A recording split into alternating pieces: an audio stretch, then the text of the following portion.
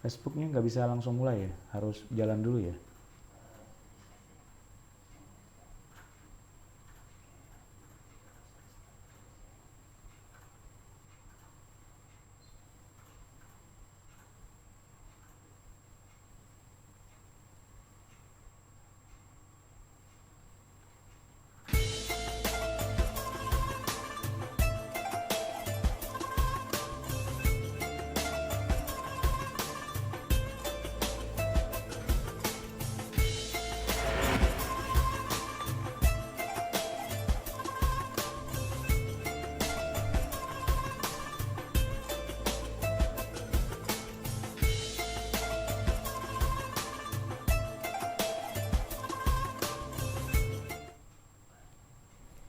Bismillahirrahmanirrahim. Assalamualaikum warahmatullahi wabarakatuh.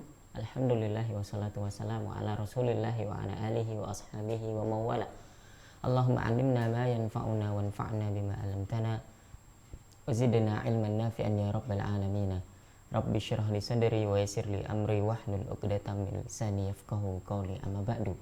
Bapak Ibu yang dirahmati Allah Subhanahu wa taala, dimanapun Bapak Ibu berada dan di platform manapun Bapak Ibu menyaksikan tayangan video ini, mudah-mudahan dalam keadaan baik dan senantiasa diberkahi dan dirahmati Allah Subhanahu wa taala.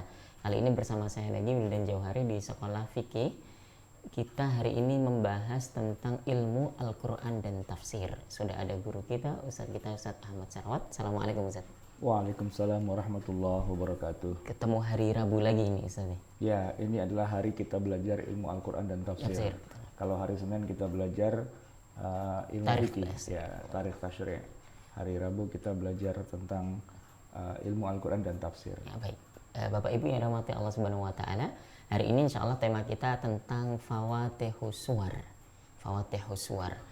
Sebelum kita bahas definisinya apa itu dan bagaimana, saya berikan kesempatan kepada Ustadz Ahmad Sarawat untuk memberikan mukadimahnya. Tafadhol Ustadz. Bismillah, alhamdulillah, wassalatu wassalamu ala rasulillah, amma ba'du. Bapak Ibu jamaah yang dirahmati Allah dimanapun Anda berada dan dari platform manapun. Wah, istilahnya pakai platform sekarang ya. Jadi ini karena bisa bisa disaksikan lewat Zoom, juga bisa lewat YouTube, bahkan juga lewat Facebook. Jadi yang ada di mana saja ya, di berbagai macam platform. Fawatihus Suwar itu adalah sebuah kajian tentang ilmu Al-Quran, khususnya yang bicara tentang ayat-ayat pembuka surat yang ada di dalam Al-Quran. Jadi kita mengenal bahwa di dalam Al-Quran itu ada beberapa kajian tentang keindahan atau i'jaz, ya, keistimewaan Al-Quran. Salah satunya adalah tentang bagaimana para ulama mengamati begitu indahnya Allah membuka setiap surat itu dengan ayat-ayat tertentu. Dan biasanya yang namanya pembukaan itu punya keistimewaan tersendiri, muqaddimah. Ada orang menyebut istilah kesan pertama itu sangat menentukan. Jadi Ustadz Wildan kalau mau menghadap calon mertua, itu yang pertama ya kesan pertamanya itu. Kalau dari awal sudah kesannya kurang menarik misalnya begitu, ya agak sulit untuk bisa memperbaiki image gitu kan. Jadi jaga image itu jadi penting kan pada akhirnya. Nah, setiap surat-surat dalam Al-Quran itu ada pembukanya, Fatih gitu ya. Nah, karena jumlahnya banyak menjadi Fawatih. Nah, yang akan kita bahas di sini adalah kita akan mencoba mengurai gitu ya, menganalisa dan juga memberikan penilaian bagaimana ya indahnya Allah Subhanahu wa taala membuka setiap surat yang ada di dalam Al-Quran itu, dan kemudian juga melihat betapa agungnya, betapa kreatifnya, dan betapa harmoni. Ya, harmoni yang ternyata itu ada. Dan kalau kita nggak bahas secara khusus, kayaknya kita lewat gitu-gitu aja. Ternyata di dalamnya tuh itu menyimpan keistimewaan yang luar biasa yang ada pada setiap pembukaan dari setiap surat dalam Al-Quran. Itu bagian dari i'jazul Quran, bagian dari keistimewaan Al-Quran, kehebatan Al-Quran, dan juga ini tentu akan menambah rasa cinta kita pada Al-Quran dan iman juga kepada Al-Quran. Baik Ustaz, ini lagi-lagi membuktikan bahwa benarlah ungkapan yang menyebutkan Al-Quran itu ibarat sebongkah berlian. Yang dari sisi mana saja kita melihatnya itu ya cemerlang, ya berkilau, ya indah begitu Ustaz. Yang bisa jadi terlewat nih di kacamata orang awam. Baca Quran ya baca Quran aja gitu. Memulai surat ya begitu saja begitu. Padahal itu ada pesan yang hendak disampaikan begitu. Jadi ada nilai lebihnya. Baik, kita langsung masuk ke buku PDF nanti Bapak Ibu yang dirahmati Allah Subhanahu wa taala bisa lihat di layar kaca masing-masing. Ya, kita bahas tentang daftar isi dulu nih Ustaz. Pertama kita pasti menyampaikan persepsi dulu tentang apa itu definisi dan jenis dari fawatihus suwar. Kemudian nanti kita masuk ke contohnya masing-masing sampai di akhir pembahasan nanti. Bismillah. Kita masuk ke poin yang pertama, pengertian dan jenis dari fawatihus suwar. Jadi di situ nanti sebenarnya sih tulisan saya ini hanya menggambarkan saja dari apa yang sudah ditulis sebelumnya oleh banyak para ulama. Dan kalau saya perhatikan banyak ulama yang kemudian juga merujuk kepada apa yang sudah ditulis oleh Imam As-Suyuti dalam Al-Itqan. Beliau menuliskan bahwa paling tidak ada 10 macam ya, 10 macam atau 10 jenis begitu ya caranya Allah membuka setiap surat. Ya, makanya saya buat dari bab 1 sampai bab 10 gitu kan. Ada yang Allah buka surat itu dengan pujian, ada yang Allah buka dengan huruf tahaji atau huruf hijaiyah. Bab 3 itu ada yang Allah buka suatu surat itu dengan an-nida, dengan panggilan. Bahkan juga ada jumlah khabariyah, ada sumpah, ada bab 6 itu ada syarat, ya, ada amr perintah, ada istifham dengan membuka surat dengan pertanyaan gitu ya. Kemudian juga ada membuka surat dengan vonis celaka, dan yang terakhir dengan ta'lil, dengan alasan kenapa sesuatu itu terjadi. Jadi ini adalah ringkasan dari apa yang sudah ditulis oleh para ulama sebelumnya yang berupa buku PDF lah kini. Baik. Saya kira kita masuk kepada pengertiannya. Secara bahasa, kata fawatih merupakan bentuk jamak dari kata fatih yang artinya pembuka. Dan kata suwar adalah bentuk jamak dari surah yang maksudnya adalah surat-surat dalam Al-Quran. Ya. Jadi fawatihus suwar itu bisa dipahami sebagai berbagai pembukaan surat-surat di dalam Al-Quran. Kajian tentang fawatihus suwar ini termasuk salah satu cabang ilmu Al-Quran yang dibahas oleh As-Suyuti di dalam kitabnya Al-Itqan fi Ulumil Quran, yaitu pembahasan yang ke-60. Karena kan cukup banyak beliau membahas, itu ada sampai 80. Nah, di antara yang dibahas itu adalah tentang fawatihu as-suwar sekaligus juga khawatim, penutupnya. Gitu ya. Jadi di pembukaan dan di penutupnya saja itu sudah ada keunikan-keunikan tersendiri yang sebenarnya sudah dibongkar oleh para ulama sejak zaman dulu, cuman kitanya aja sampai hari ini membenamkan kitab-kitab para ulama sehingga terpaksa kita harus bongkar lagi hari ini karena dia tersimpan begitu rapinya di dalam maktabah, dalam perpustakaan Islam, yang mana nanti kita butuh ya pada akhirnya menggali kembali ilmu-ilmu Al-Quran yang pernah terbenam cukup lama di dalam khazanah ilmu-ilmu keislaman. Ya, jadi beliau menyebutkan bahwa di antara yang telah melakukan penelitian terkait dengan tema ini adalah Ibnu Abi al-Asba. Beliau kemudian menuliskan hasil penelitian itu dalam sebuah buku berjudul Al-Khawatir was-Sawanih fi Asraril Fawatih. Bagus ya, kalau orang dulu bikin buku itu menarik. Al-Khawatir was-Sawanih fi Asraril Fawatih. Dia sebut Asrarul Fawatih. Jadi ada rahasia dari setiap pembukaan surat Al-Quran. Dan kemudian jadi As-Suyuti bukan orang yang pertama kali menulis. Ya, sudah ada juga Ibnu Abi al-Asba. Dan kemudian beliau meringkasnya dan menuangkannya dalam kitabnya Al-Itqan itu. Nah, saya juga kemudian sekarang meringkasnya juga dalam rangkaian ilmu Al-Quran dan tafsir, seri ilmu Al-Quran dan tafsir. Sebagaimana urutan ayat dan surat, pembukaan setiap surat dalam Al-Quran adalah sesuatu yang sifatnya tauqifi, sesuatu yang datang dari Allah Subhanahu wa taala, bukan hasil ijtihad manusia. Nah, As-Suyuti menyebutkan bahwa pembukaan tiap surat itu punya makna tersendiri serta mengandung banyak hikmah dan informasi berharga yang perlu dikorek. Nah, ini dia. Perlu dikorek dan dipelajari. Digambarkan pada ujung awal suatu syair pasti dipersiapkan dengan sangat matang oleh penyairnya karena ujungnya itu akan jadi bagian yang pertama kali akan didengar oleh orang, ya kan? Ibarat film, nah ini tambahan dari saya nih. Ibarat film, karena saya termasuk kelompok sufi, suka film. Ibarat film, openingnya akan punya makna tersendiri yang tidak bisa diabaikan begitu saja. Apalagi ini merupakan Al-Quran, yang merupakan kalamullah, ya, perkataan Allah yang kekal abadi.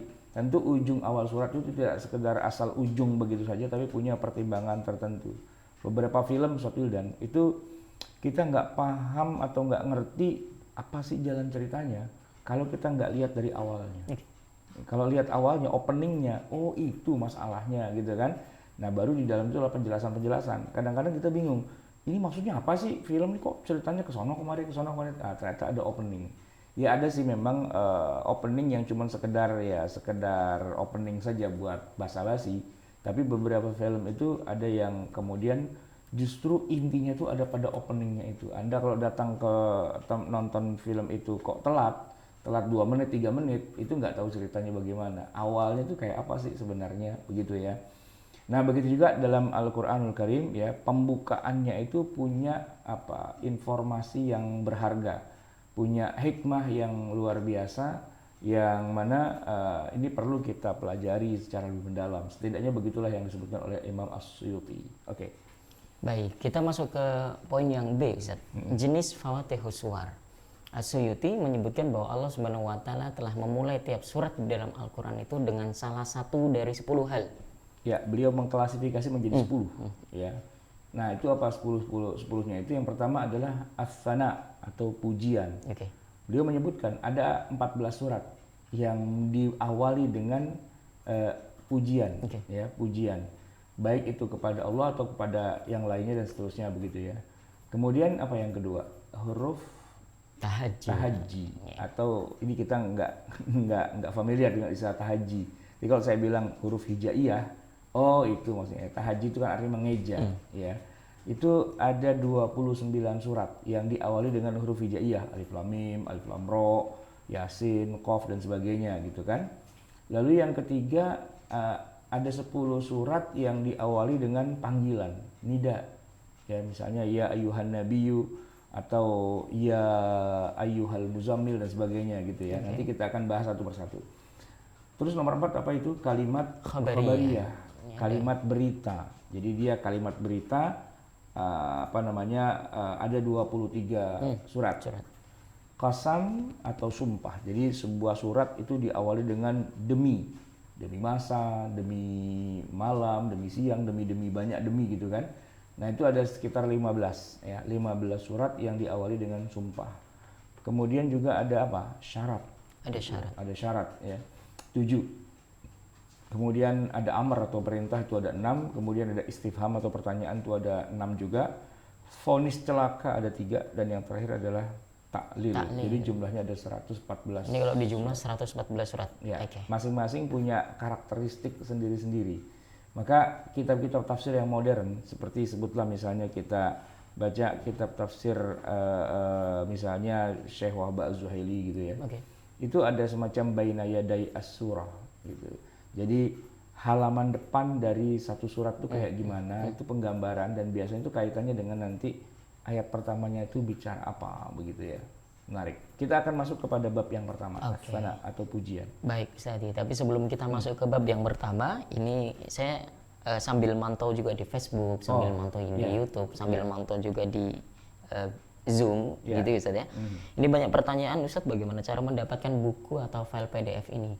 Gampang, Bapak Ibu yang dirahmati Allah Subhanahu wa taala, silahkan mendaftar sebagai mahasiswa di Sekolah Fikih. Bapak Ibu bisa cari informasinya di sekolahfikih.com. Sudah ada informasi lengkap di sana. Daftar menjadi mahasiswa, Bapak Ibu akan tahu kurikulumnya apa saja, buku PDF-nya apa saja, dosennya siapa saja. Kemudian nanti juga ada post testnya di setiap mata kuliah. Begitu Ustaz. Baik. Insya Allah di bab pertama kita lanjutkan as-sana atau pujian. Yang pertama disebutkan oleh As-Suyuti adalah bahwa Allah Subhanahu wa taala memulai beberapa surat dalam Al-Qur'an dengan pujian. Secara total jumlahnya ada 14 surat. Namun As-Suyuti kemudian merinci lagi sub jenis itu. Jadi pujian, tapi ternyata pujian itu juga ada macam-macamnya lagi. Surat yang diawali dengan pujian ini masih terbagi dua lagi, yaitu tahmid dan tasbih. Tahmid itu pujian, sedangkan tasbih itu pujian juga, namun dalam wujud mensucikan dari segala yang tidak layak bagi Allah Subhanahu wa taala. Ya. Yang tahmid itu berapa? 2 ya. Tahmid itu artinya memang pujian gitu kan. Tasbih itu mensucikan, dia mensucikan juga dimasukkan dalam bab pujian juga. Nah, kalau yang tahmid itu Allah menggunakan kata alhamdulillahirabbil alamin seperti yang ada dalam surat Al-Fatihah gitu ya. Atau juga pada surat apa yang terkait itu ya, berikutnya itu adalah surat Al-An'am. Al-An'am. Ya, di mana Allah berfirman membuka surat itu dengan alhamdulillah ya. Pertama surat Al-Fatihah itu alhamdulillah dibuka, walaupun ini sebenarnya agak khilafiyah ya. Situ ada penjelasannya. Pujian pertama adalah tahmid yang kita temukan dalam 5 surat, yaitu surat Al-Fatihah, Al-An'am, Al-Kahfi, Saba, Fatir, Al-Furqan, Al-Mulk. Itu 5 surat ditambah dengan nanti yang tasbihnya. Nah, yang pertama kan alhamdulillahirabbil alamin, ini kan surat Al-Fatihah. Oke. Ya kan? Ini kan katanya pembukaan surat, tapi sebenarnya ini alhamdulillah bukan ayat pertama nih, ayat kedua. Sebenarnya ada khilafiyah di antara para ulama terkait ayat pertama surat Al-Fatihah. Kalangan ulama mazhab Al-Hanafiyah dan Al-Malikiyah mengatakan bahwa ayat pertamanya adalah alhamdulillah. Sedangkan ya, alhamdulillahirabbil alamin itu ayat pertama. Bismillah itu enggak termasuk surat Al-Fatihah. Bahkan kalau mazhab Maliki mengatakan kalau Anda sholat pakai memulai dengan bismillah, maka sholat Anda batal karena dianggap itu bukan bagian dari bacaan yang boleh dibaca dalam sholat gitu ya. Kalau mazhab Hanafi walaupun mengatakan bukan bagian dari surah Al-Fatihah, tapi tetap disunnahkan untuk membaca. Nah, sedangkan mazhab Asy-Syafi'i dan Al-Hanabilah, ini salah nih saya nulisnya, bukan Al-Hanafiyah tapi Al-Hanabilah. Oke. Hambali ya maksudnya, menegaskan bahwa ayat pertamanya adalah bismillah. Jadi dua mazhab bilang bismillah bukan ayat pertama. Dua mazhab lagi mengatakan bahwa bismillah itu ayat pertama. Nah, yang mengatakan itu adalah ayat pertama, mazhab Syafi'i dan mazhab Hambali. Itu mengatakan bahwa ayat pertamanya adalah bismillah. Cuma nanti dalam implementasinya kalau sholat itu kalau mazhab Syafi'i dijahar baca bismillahnya dengan keras, wajib dibaca dan dibacanya jahar. Tapi kalau mazhab Hambali wajib dibaca tapi dibacanya sir, begitu. Tapi harus dibaca, kalau nggak dibaca nggak sah. Nah, kaitannya dengan kajian kita, ini kan kita lagi bicara tentang Fawatihus Suwar, surat-surat yang dimulai dengan ayat tertentu, dan kita lagi bicara tentang surat yang diawali dengan alhamdulillah, dengan pujian. Nah, ketika disebutkan contohnya, ternyata alhamdulillahirabbil alamin itu bukan ayat pertama, tapi ayat kedua. Ya, tapi mungkin bisalah dimasukkan gitu karena dia masih ayat yang kedua kan. Masih dianggap pembukaan dan ada khilafiyah di situ. Nah, begitu masuk contoh yang berikutnya, yaitu surat Al-An'am ayat pertama. Ini enak nih Ustaz Wildan. Kita hanya baca ayat pertama saja dari awal sampai akhir nih. Kenapa? Karena Fawatihus Suwar.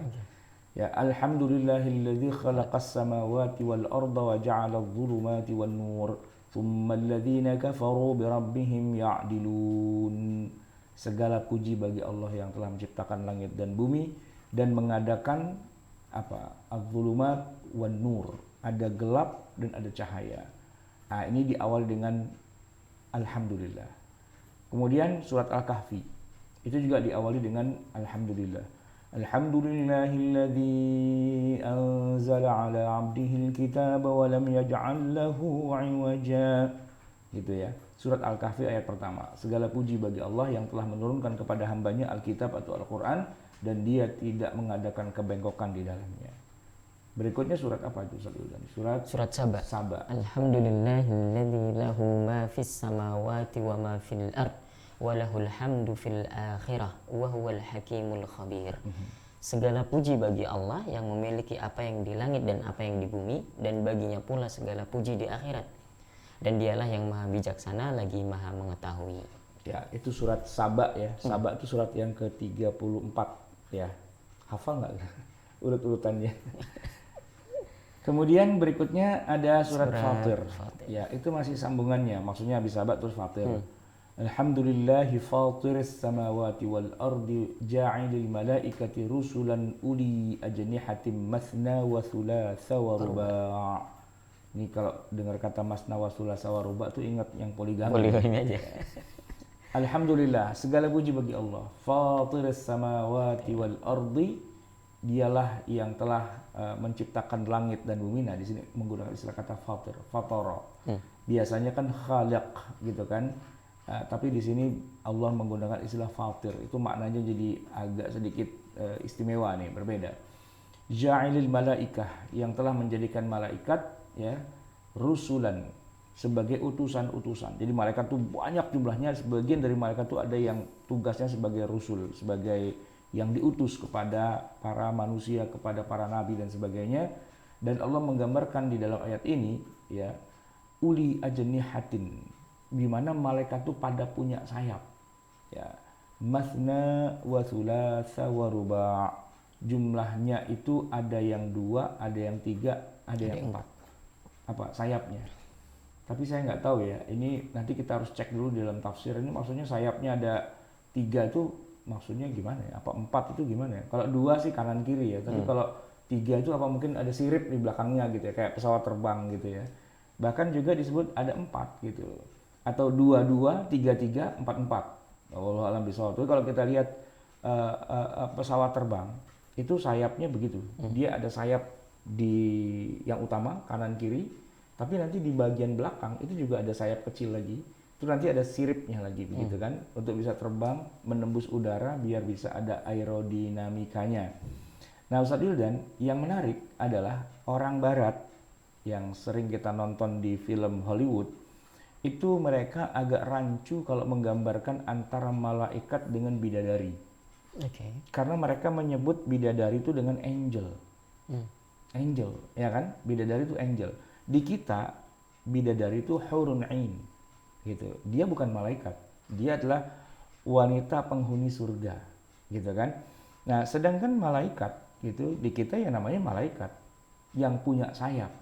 Jadi malaikat itu punya sayap. Tapi kalau bidadari, hurun ain, itu nggak punya sayap. Tapi coba kita lihat film Hollywood, kalau mereka bilang angel, bidadari turun dari langit, nah itu udah salah itu. Dari awal udah keliru. Mereka tuh rada-rada kacau itu pemahaman tentang ilmu akhiratnya itu. Selalu kan, dan itu masuk ke dalam lagu kita. Engkau bagai bidadari yang turun dari langit. Enggak, bidadari nggak pernah turun dari langit. Karena bidadari itu nggak pernah mendarat di bumi. Bidadari itu adalah di surga. Kalau dia turun dari langit, itu sebenarnya adalah malaikat. Bahwa malaikat itu bersayap, iya. Malaikat bersayap. Ini ayatnya, malaikat bersayap. Gitu. Tapi yang digambarkan di Hollywood, bidadari, gitu kan, dia bersayap. Enggak. Serem kita kalau punya istri punya sayap. Ntar sayapnya ngepak-ngepak begitu bisa ketabok kita. Nah, di barat itu banyak hal-hal yang yang rada rancu gitu mereka.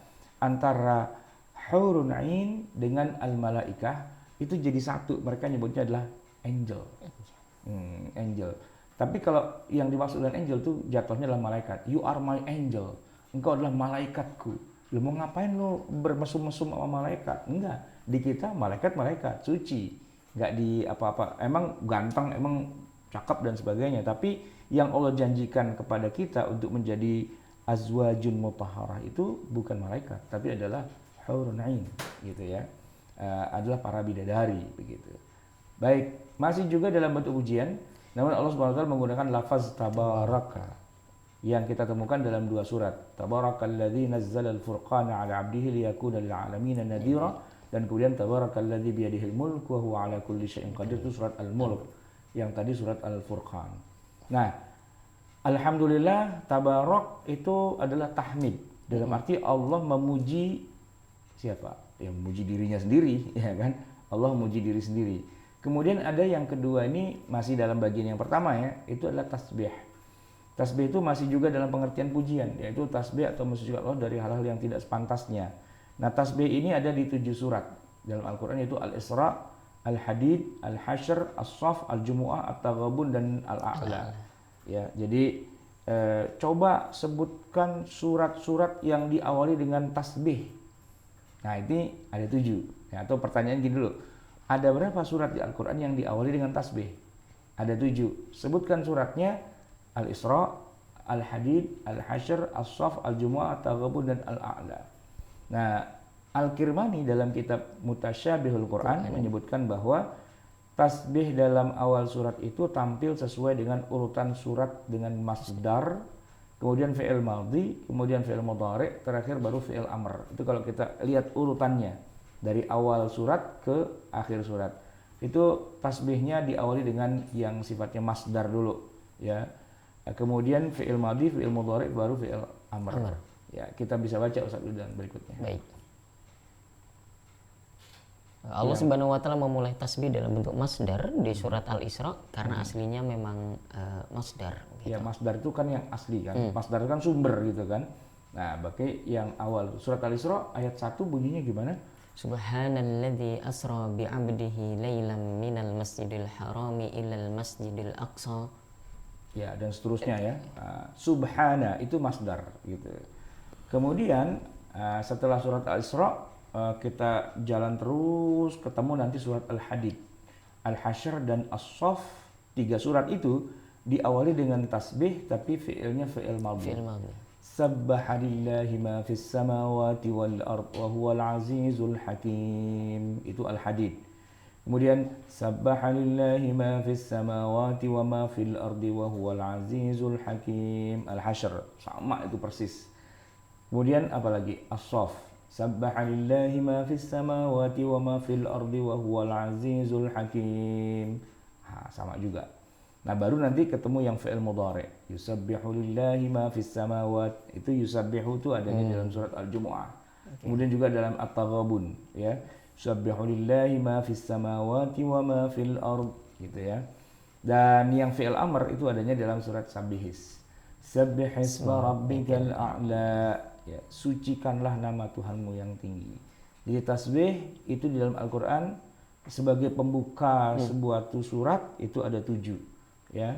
Yang masdar itu subhanalladzi asra bi 'abdihi lailan, ya. Kemudian yang fi'il madhi sabbaha lillahi ma fis samawati dalam 3 surat. Kemudian yang fi'il mudhari' yusabbihu lillahi, ya, itu ada dalam surah Al-Jumu'ah dan At-Taghabun. Dan yang terakhir dalam fi'il amr sabbihisma rabbikal a'la.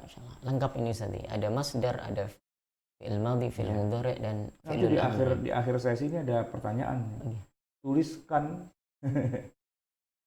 ayat pertama dari Al-Quran yang diawali dengan tasbih, gitu. Baik yang berbentuk masdar, berbentuk fi'il madhi, fi'il amr, fi'il mudhari' dan fi'il amr. Ada 7 gitu. Itu menarik kalau kita ini buat soal. Guru-guru gitu, buat bahan cerdas cermat Al-Quran. Cakep banget ini Ustaz. Ya, jadi para ulama itu asik ya, mereka tuh mengamati begitu ya. Hal-hal yang mungkin oleh kita tuh kita pandang begitu aja, nggak ada keserasian, nggak ada harmoni begitu ya. Ternyata ada, dan kemudian itu jadi menarik gitu. Maka banyak teman-teman saya yang sudah pada kuliah S2, S3 itu kalau mereka mencari judul, nah judul-judul yang seperti ini, ya. Tasbih dalam Al-Quran, ya, tasbih dalam pembukaan surat-surat Al-Quran. Apa rahasia yang ada di dalamnya? Nah, itu jadi kajian yang sangat menarik. Kenapa kok di sini Allah pakai fi'il mudhari'? Kenapa di sana Allah pakai fi'il amr? Kenapa di sana Allah pakai fi'il madhi? Dan kenapa di situ kemudian Allah pakai masdar? Itu kajian begitu tuh bisa jadi sebuah judul disertasi yang luar biasa. Ya, mengorek lagi, ya, kemudian mengoprek kalau bahasa orang komputernya Al-Quran dengan segala keistimewaannya dan segala rahasia yang terkandung di dalamnya yang banyak orang lewat begitu saja dan tidak terlalu ngeh gitu dengan hal-hal seperti itu. Banyak kan yang kayak gitu, banyak yang nggak ngeh gitu ya. Quran dibaca, ya dibaca, tapi keistimewaannya dia nggak pernah bisa nggak bisa merasakan lezatnya itu karena nggak pernah dibahas. Kalau dibahas, lezatnya jadi kebawa, jadi keluar gitu ya. Jadi keluar, biasa-biasa gini. Dan orang Jawa Tengah, orang Solo, pastinya masakan Jawa Tengah itu sudah biasa, gitu kan. Nah, tapi kalau selama hidup hanya tinggal di situ terus, keistimewaan masakan Jawa Tengahnya itu menjadi biasa-biasa saja. Jangan gori, ya jangan gori udah, gitu aja, gitu kan. Tapi begitu ente keluar negeri, Oh ya kan udah lama nih nggak makan apa namanya apa sih kalau di Solo tengkleng ya yang paling khas gitu misalnya. Nah itu nggak kita temukan di Eropa, di Amerika, di Timur Tengah nggak ketemu. Sehingga kita nih rata-rata orang yang merantau itu kemudian bilang, wah kangen masakan ibu, gitu kan? Kangen masakan rumah yang dimasaknya tuh pakai tungku, pakai keren kata orang Jawa, pakai kayu, kan gitu ya, yang bau asap dan sebagainya. Nah, itu jadi istimewa gitu. Nah itu kalau kita nggak pernah kemana-mana, kita cuma di situ aja, itu biasa-biasa aja.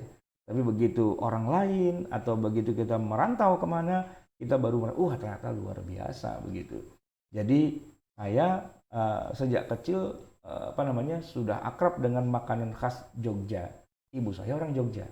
Jangan gori itu udah biasa, udah sering begitu kan. Apalagi jangan kulit linjo gitu ya.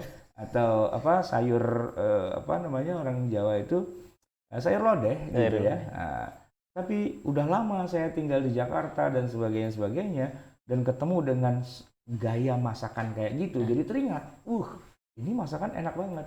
Sampai secara khusus terbang ke Jogja sekedar buat makan itu dan balik lagi ke Jakarta. Wah, karena ini punya daya tarik gitu kan, keistimewaan. Padahal orang Jogja ini biasa-biasa aja, mangan opo, jangan gori. Alah, jangan gori we kok ya. Gumun gitu ya istilahnya. Tapi ya enggak, buat kita jadi unik jadi gitu makanya. Nah, begitu juga Quran. Kalau kita bahas jadi unik, tapi kalau kita nggak bahas ya biasa-biasa aja, itu sesuatu yang sehari-hari begitu. Makanya kita perlu tadabbur Al-Quran. Ini adalah tadabbur. Jadi kita mengurai keistimewaan Al-Quran. Kita afala yatadabbarun Al-Quran. Kenapa kamu tidak mentadabbur Al-Quran? Am ala qulubin aqfaluha. Apakah hati itu sudah begitu tertutup? Iya. Tertutup dengan rutinitas sehingga kita tidak bisa merasakan, ini ternyata hebat banget. Begitu dibahas oleh para apa jago-jago kuliner masuk TV, loh itu kan makananku, wah gitu kan. Iya ya, emang enak ya makanan kita, gitu kan. Lu itu kan Quranku, gitu kan. Begitu dibahas, oh iya, ini Quran yang tiap hari saya baca loh nih, istimewa banget berarti. Begitu kira-kira. Baik, tadi kita masuk ke bab yang kedua nih, huruf tahajji. Jenis yang kedua adalah Allah Subhanahu wa taala membuka sebagian surat Al-Qur'an menggunakan huruf-huruf hijaiyah. Yeah. Dan bab ini berhimpitan dengan pembahasan al-huruf al-muqatta'ah. Pertama, terdapat 29 surat. Huruf-huruf semacam ini tidak ditemukan di dalam surat kecuali hanya pada awal-awal surat saja. Jumlahnya ada 14 huruf. Disingkat biar mudah menghafalnya menjadi, ini gimana nih cara bacanya Ustaznya? Nassa hakimun qati'un lahu sir atau bagaimana gitu ya. Tersebar di 29 surat sebagaimana tabel berikut.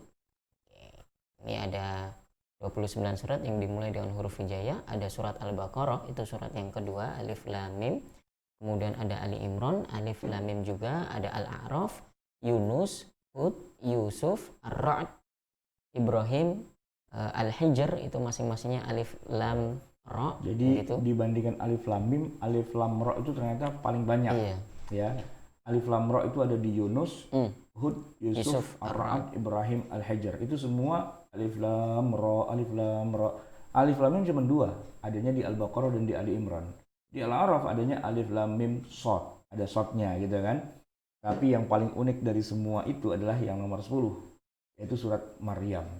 Surat Maryam itu diawali dengan huruf hijaiyah. Berapa jumlahnya tuh? Kaf, ha, ya, ain, shad. 5 ya? 5, betul. 5. Kalau surat An-Naml itu dengan to, sin. Ya. Lalu surat Al-Qasas dengan to, sin, mim. Nah, tapi di sini ada lagi Alif Lam Mim lagi. Tadi kan Alif Lam Mim cuma ada di Al-Baqarah dan Ali Imran. Ternyata dimulai sejak jajaran surat Al-Ankabut, ya. Al-Ankabut, Ar-Rum, Luqman, As-Sajdah, itu ketemu lagi Alif Lam Mim, Alif Lam Mim, Alif Lam Mim. Jadi jumlah Alif Lam Mimnya ada berapa itu? Di Al-Ankabut, Ar-Rum, Luqman, Sajdah itu 4, ya kan? Di atas nah, tadi di awal 2, udah ada 6, berarti kan? Nah, gitu. Setelah rangkaian Alif Lam Mim, Alif Lam Mim, Alif Lam Mim, muncul Yasin, sendirian dia. Yasin, kemudian Shad. Setelah itu Hamim, Hamim, Hamim, Hamim, Hamim, Hamim, Hamim. Ya kan, Hamimnya ada berapa itu? Al-Mu'min, Fussilat, Syura, Az-Zukhruf, Ad-Dukhan, Al-Jathiyah, Al-Ahqaf. 7 Hamim ya. Wah gitu. Terus baru muncul Qaf dan yang terakhir Nun gitu. Nah, pertanyaannya, apakah huruf-huruf ini punya makna?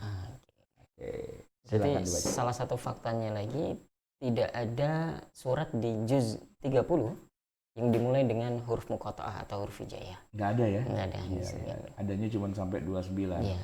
Atau adakah, ya cuman karena 29 ya? Ya, ya, ya. Apakah huruf-huruf ini punya makna? Nah, ini pertanyaan selanjutnya nih. Ya. Para ulama ahli tafsir terpecah dua dalam hal apakah huruf-huruf ini punya makna atau tidak. Pendapat pertama mengatakan tidak ada maknanya atau tidak punya makna.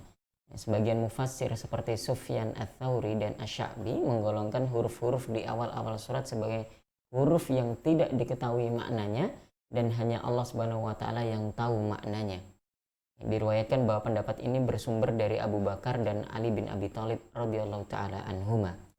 Sebentar Ustaz, saya ingin konfirmasi, ini tidak punya makna atau memang tidak diketahui maknanya? Ya, atau bagi kita ya sama saja gitu. Ya, mungkin cara yang tepatnya tidak punya atau mungkin lebih tepatnya ya kita tidak tahu maknanya gitu ya. Ya sudahlah, apakah huruf ini punya makna? Karena pertanyaannya lah, apakah huruf ini punya makna? Ya kan jawabannya punya atau tidak punya.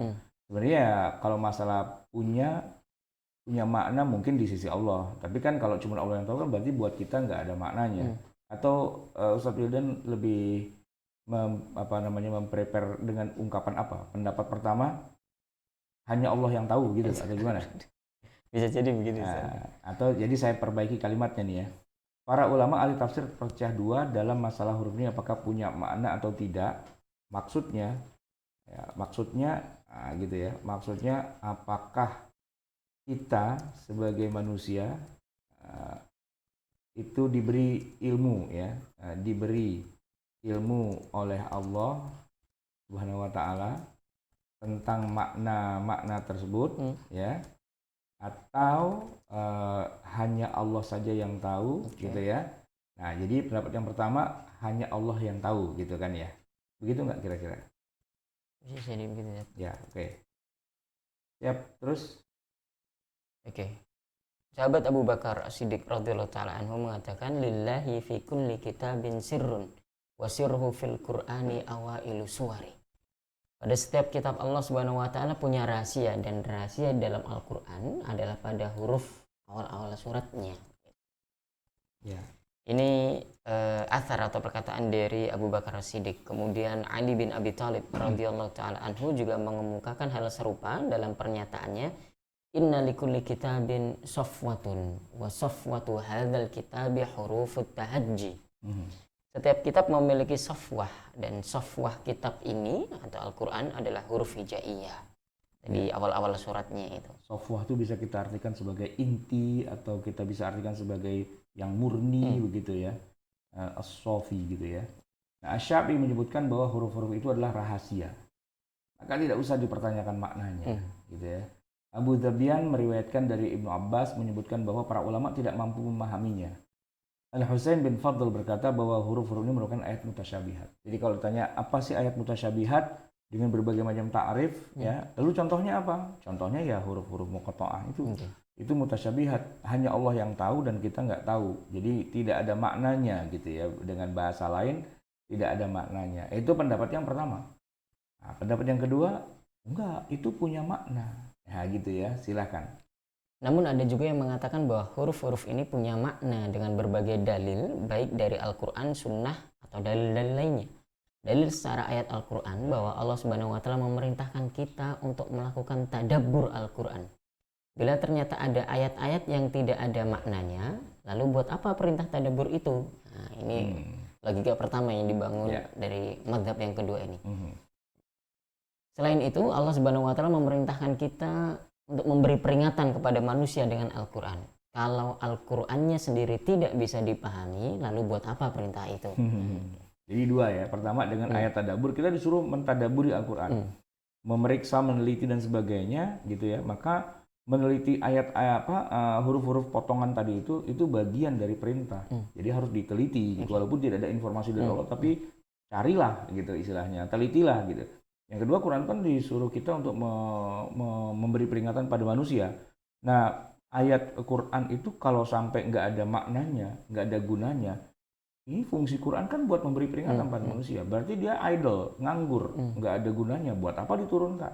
Itu logikanya.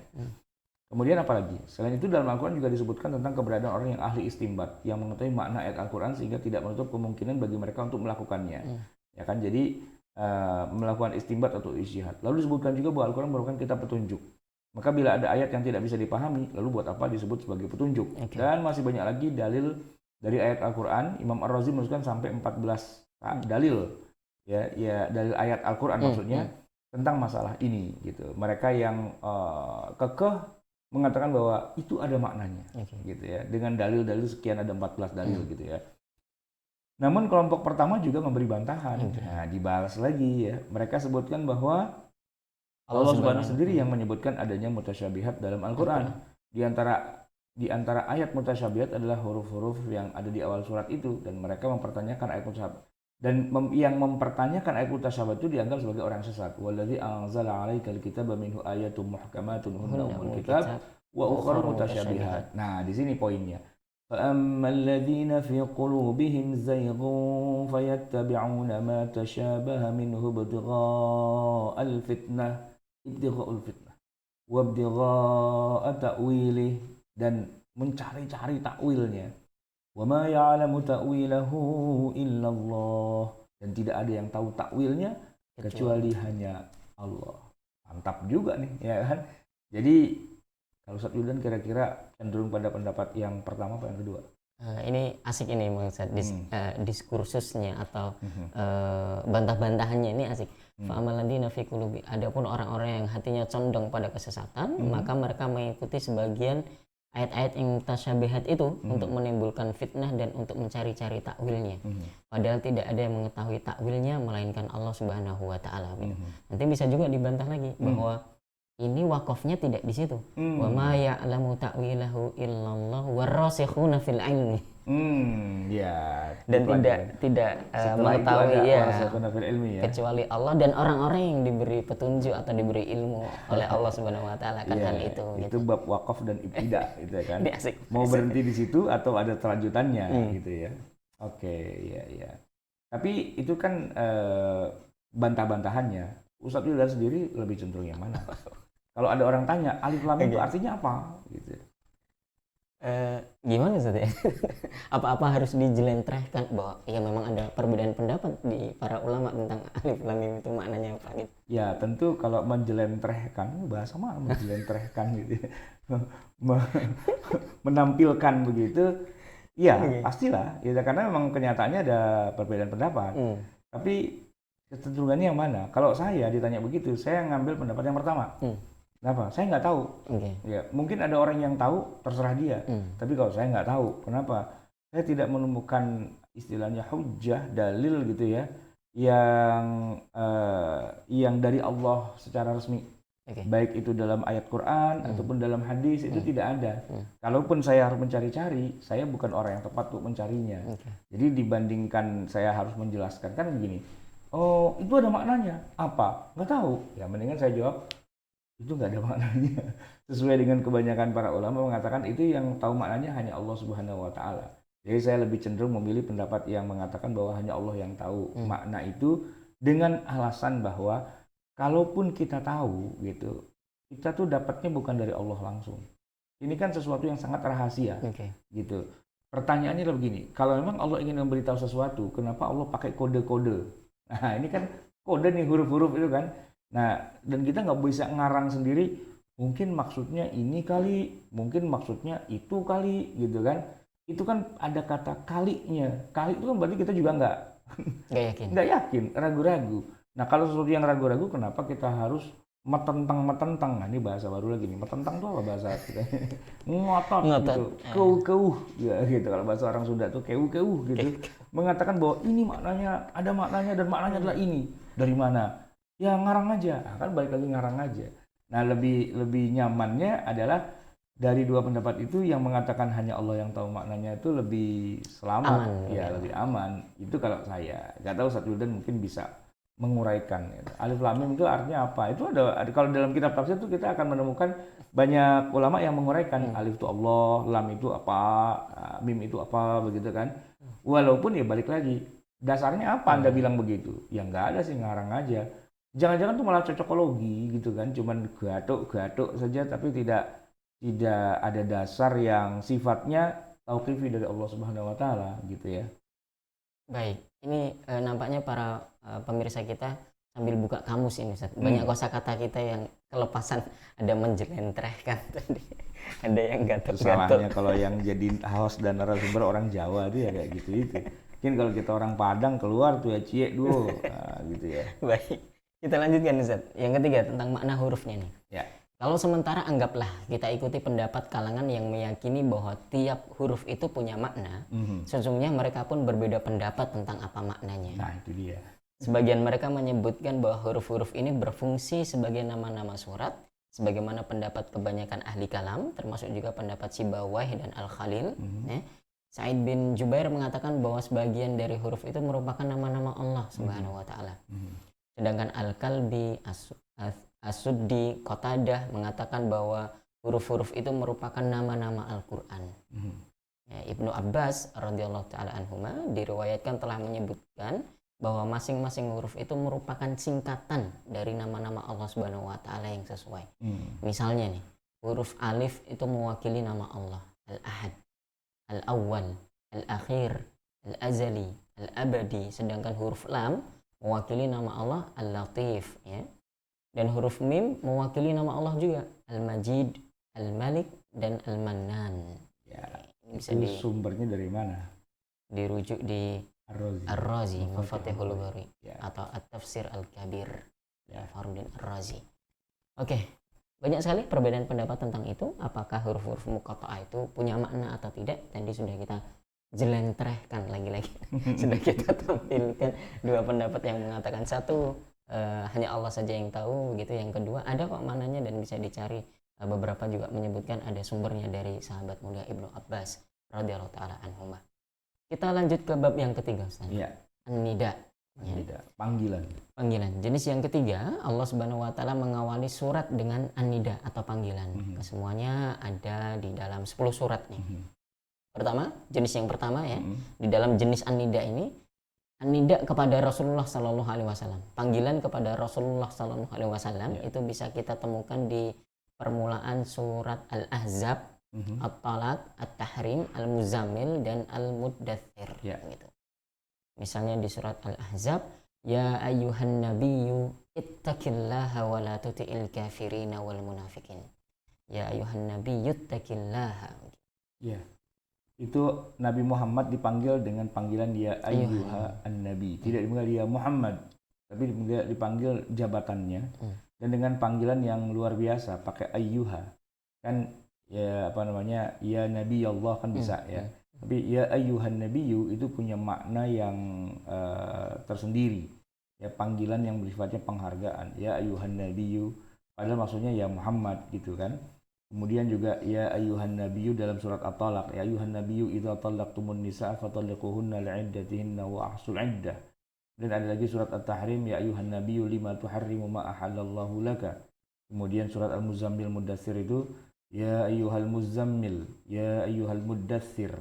Kalau di 3 surat tadi itu dipanggil dengan nama jabatannya sebagai nabi, maka kalau di dalam Muzammil Muddatsir itu sebagai perilakunya. Itu Rasulullah ketika baru awal-awal menerima wahyu, ketakutan ya, minta diselimuti. Maka ya ayyuhal muzammil, wahai orang yang berselimut. Kemudian ya ayyuhal muddatsir, wahai orang yang berkemul. Nah, dalam kurung berselimut, puyang-puyang situ terjemahannya. Ini pernah kita bahas ya. Apa beda muzammil dengan muddatsir? Itu ternyata itu juga para penerjemah Al-Qur'an juga pada pusing 7 keliling gitu ya. Wahai orang yang berselimut, kemudian muddatsir, wahai orang yang berkemul, dalam kurung berselimut. Ini berselimut sama berkemul ini sama apa enggak gitu ya? Menurut Ustaz Yudin kira-kira sama apa enggak berselimut dengan berkemul? Iya, kalau di kacamata awamnya sama-sama aja. Sama-sama aja. Kalau sama, kenapa Allah menggunakan 2 kata yang berbeda? Iya. Bagian apakah dari sekedar pantas-pantas aja seperti kebun hewan dengan kebun binatang begitu, sekedar pantas gitu? Atau memang itu punya makna yang berbeda? Pastinya punya makna yang berbeda. Tapi itu nggak bisa dijelaskan hanya lewat terjemah. Karena terjemah itu sangat terbatas. Berkemul, berselimut ya paling itu aja gitu kan. Nah, tapi sebenarnya itu punya makna yang amat berbeda di dalam dua surat yang juga surat ini rada-rada kembar ya. Maksudnya itu nempel berdua itu ya, Mudatsir dengan Muzammil gitu ya. Nah, panggilan kepada Rasulullah tentu dengan tujuan agar menjadi perhatian Rasul yang sudah semestinya juga perhatian buat umatnya. Adapun panggilan untuk umat disampaikan dalam bentuk berupa perintah atau larangan ya, yang ditegaskan setelah panggilan itu benar-benar diperhatikan dan diamalkan. Ini kepada panggilan tapi bukan pada Nabi Muhammad. Ini yang nomor dua ya, yaitu di dalam surah An-Nisa, Al-Maidah, Al-Hajj, Al-Hujurat dan Al-Mumtahanah ya, di mana Allah Subhanahu wa taala di dalam surat An-Nisa itu memanggil ya ayuhan nasu, wahai sekalian manusia. Manusia. Nah, jadi yang dipanggil kita nih. Kita bahkan secara umum bukan hanya yang muslim, tapi pokoknya siapapun manusia, termasuk juga yang kafir juga berarti kan. Ya ayuhan nas, wahai sekalian manusia. Juga surah An-Nisa, itu surat An-Nisa ya, ayat 1 ya. Kemudian yang di Al-Maidah itu sudah dipanggil sebagai orang yang beriman. Ya ayyuhalladzina amanu aufu bil aqud. Wahai orang yang beriman, tunaikanlah atau penuhilah akad-akad itu. Kalau sudah punya akad, maka penuhilah apa yang sudah disepakati dalam perjanjian, sebagaimana sabda Nabi apa namanya, al-muslimuna 'inda syurutihim. Orang mukmin itu terikat dengan syarat yang sudah atau perjanjian yang sudah dia teken, yang sudah dia sepakati.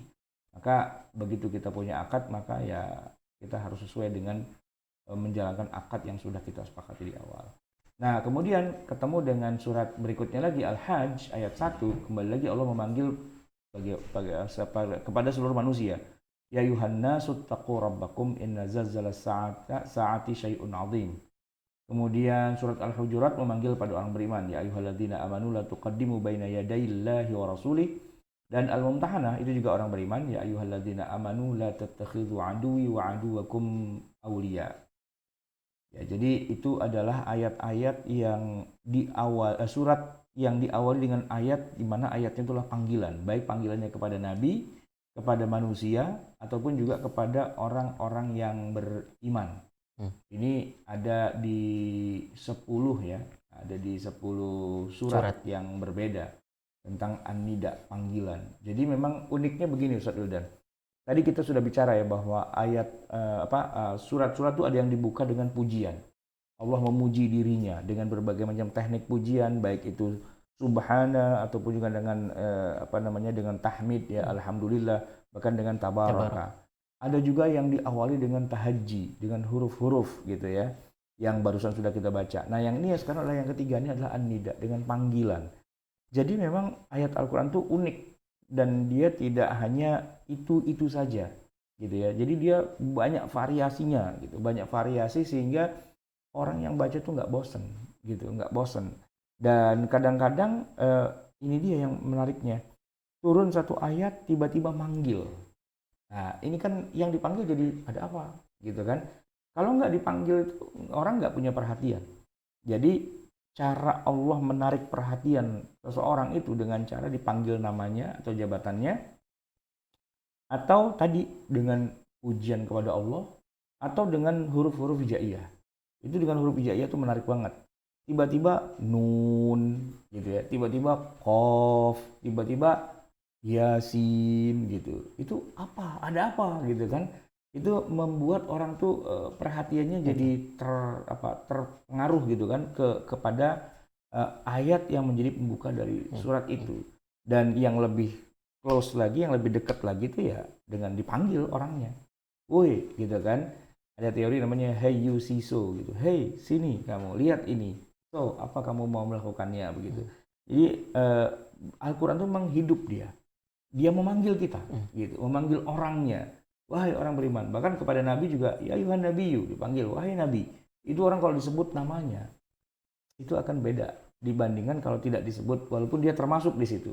Makanya saya pernah membahas itu, kenapa Abu Sufyan bin Harb ketika masuk Islam itu minta namanya disebut oleh Nabi Shallallahu Alaihi Wasallam. Peristiwa Fatu Mekah. Jadi Nabi kan mengatakan gini, saya jamin besok pagi kita akan kuasai dan kita akan rebut kota Mekah dengan damai. Tidak ada yang kita bunuh. Dengan syarat satu, apa? Pada berdiam di dalam rumahnya, jangan keluar rumah. Siapa yang ada di dalam rumahnya maka dia aman. Yang kedua, untuk menyebutkan betapa agungnya Ka'bah Baitullah, maka kata Nabi yang kedua, siapa yang berlindung di bawah Ka'bah, dia aman. Berlindunglah di dalam rumah masing-masing atau berlindung di bawah Ka'bah. Itu aman, gitu.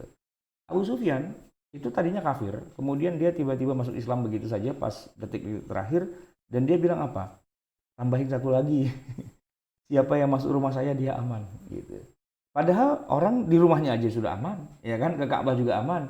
Tapi Abu Sufyan minta, kalau bisa di rumah saya juga disebut deh, gitu. Akhirnya disebut namanya. Jadi ada 3 tuh.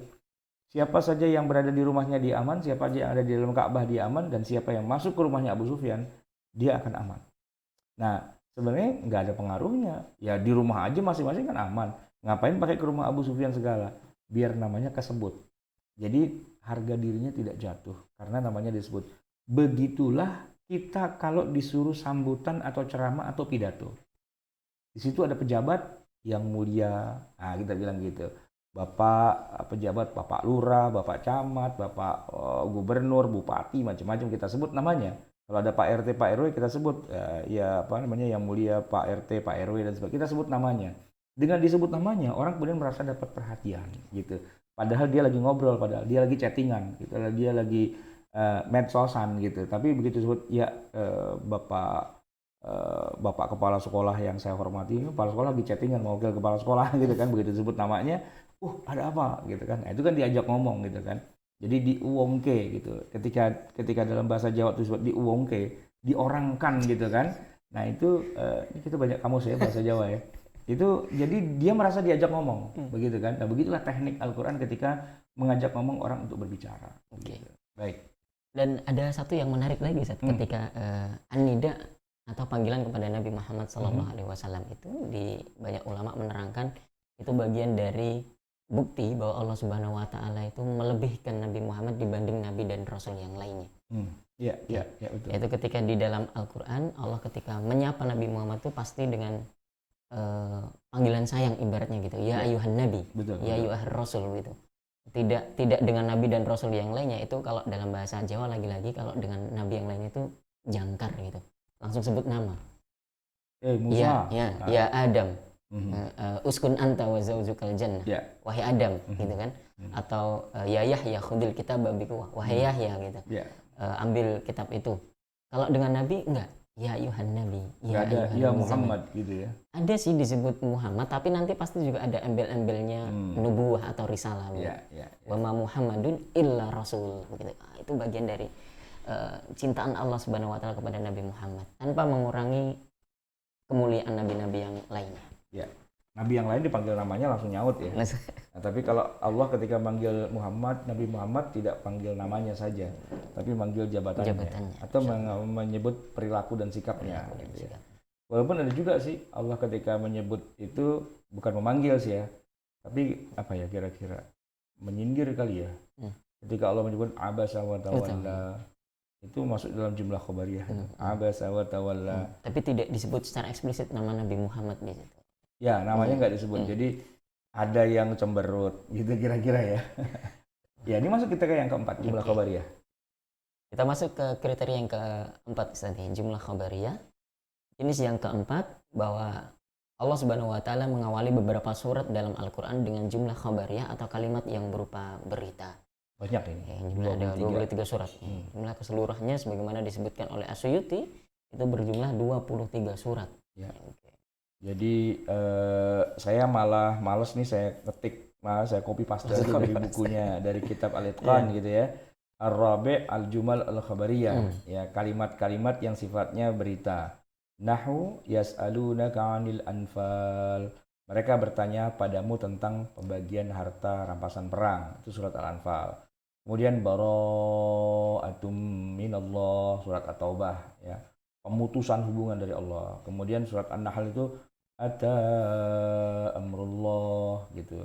Kemudian Al-Anbiya itu yaqtaraba linnasi hisabuhum al-mu'minun wa qad aflahal mu'minun. Kemudian surat An-Nur, suratun anzalnaha. Az-Zumar, tanzilul kitab. Muhammad, alladzina kafaru. Al-Fatah, inna fatahna laka fatham mubina. Al-Qamar, iqtarabatis sa'ah, Ar-Rahman, Ar-Rahman, 'allamal Qur'an gitu ya. Nah, nanti ketemu tuh abasa. Abasa wa tawalla. Allah bercerita tentang Nabi Muhammad yang cemberut dan bermuka masam dan mengalihkan pandangannya dari orang yang ingin belajar agama atau ingin menyucikan dirinya, itu kalau dalam tafsir disebut Abdullah bin Umi Maktum gitu ya. Sampai yang terakhir, inna a'tainakal kautsar. Itu semua adalah berita, berita, berita, berita. Bukan panggilan, bukan pujian, bukan huruf-huruf muqatta'ah gitu ya, tapi jumlah khabariyah. Baik. Hikmahnya, sedangkan dari sisi hikmah, pembukaan awal surat dengan kalimat berita merupakan pernyataan yang sangat penting agar manusia menghargai dalam menerima, memahami, mengerti, dan mengamalkannya. Semuanya perlu pada sikap positif manusia, baik akidah, ya, ibadah maupun yang lainnya. Sekarang kita masuk yang kelima. Ada 10 ya. Nah, mungkin kita agak sedikit percepat kalau satu, dan ini udah jam 6 lewat ya. Iya, Ustaz. Jenis yang kelima ini ada al-qasam atau sumpah. Ya. Ini terdapat dalam atau tersebar dalam 15 surat nih. Kalau kita kelompokkan dari jenis makhluknya yang dijadikan objek sumpah, maka rinciannya itu bisa, pertama ini sumpah dengan malaikat. Ya. Was-saffati saffa di Quran surat As-Saffat.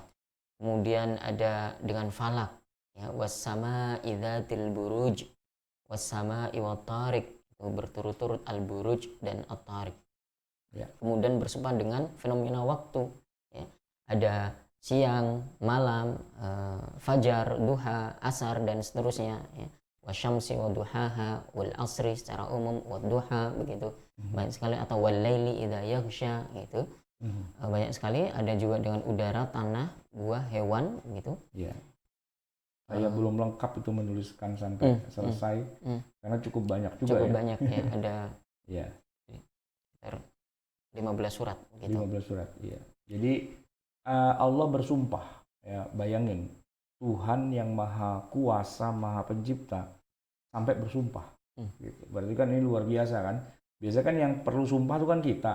Ya, kalau kita kurang dipercaya sama orang, ya, demi apa gitu kan, demi Allah gitu, demi Allah gitu, kita bilang begitu karena kita bersumpah itu maksudnya biar orang yakin bahwa kita tuh serius banget gitu kan. Tapi kalau Allah yang maha kuasa kok sampai bersumpah, ya maksudnya tentu ya kurang lebih Anda nih harus percaya nih sampai Allah saja pun bersumpah.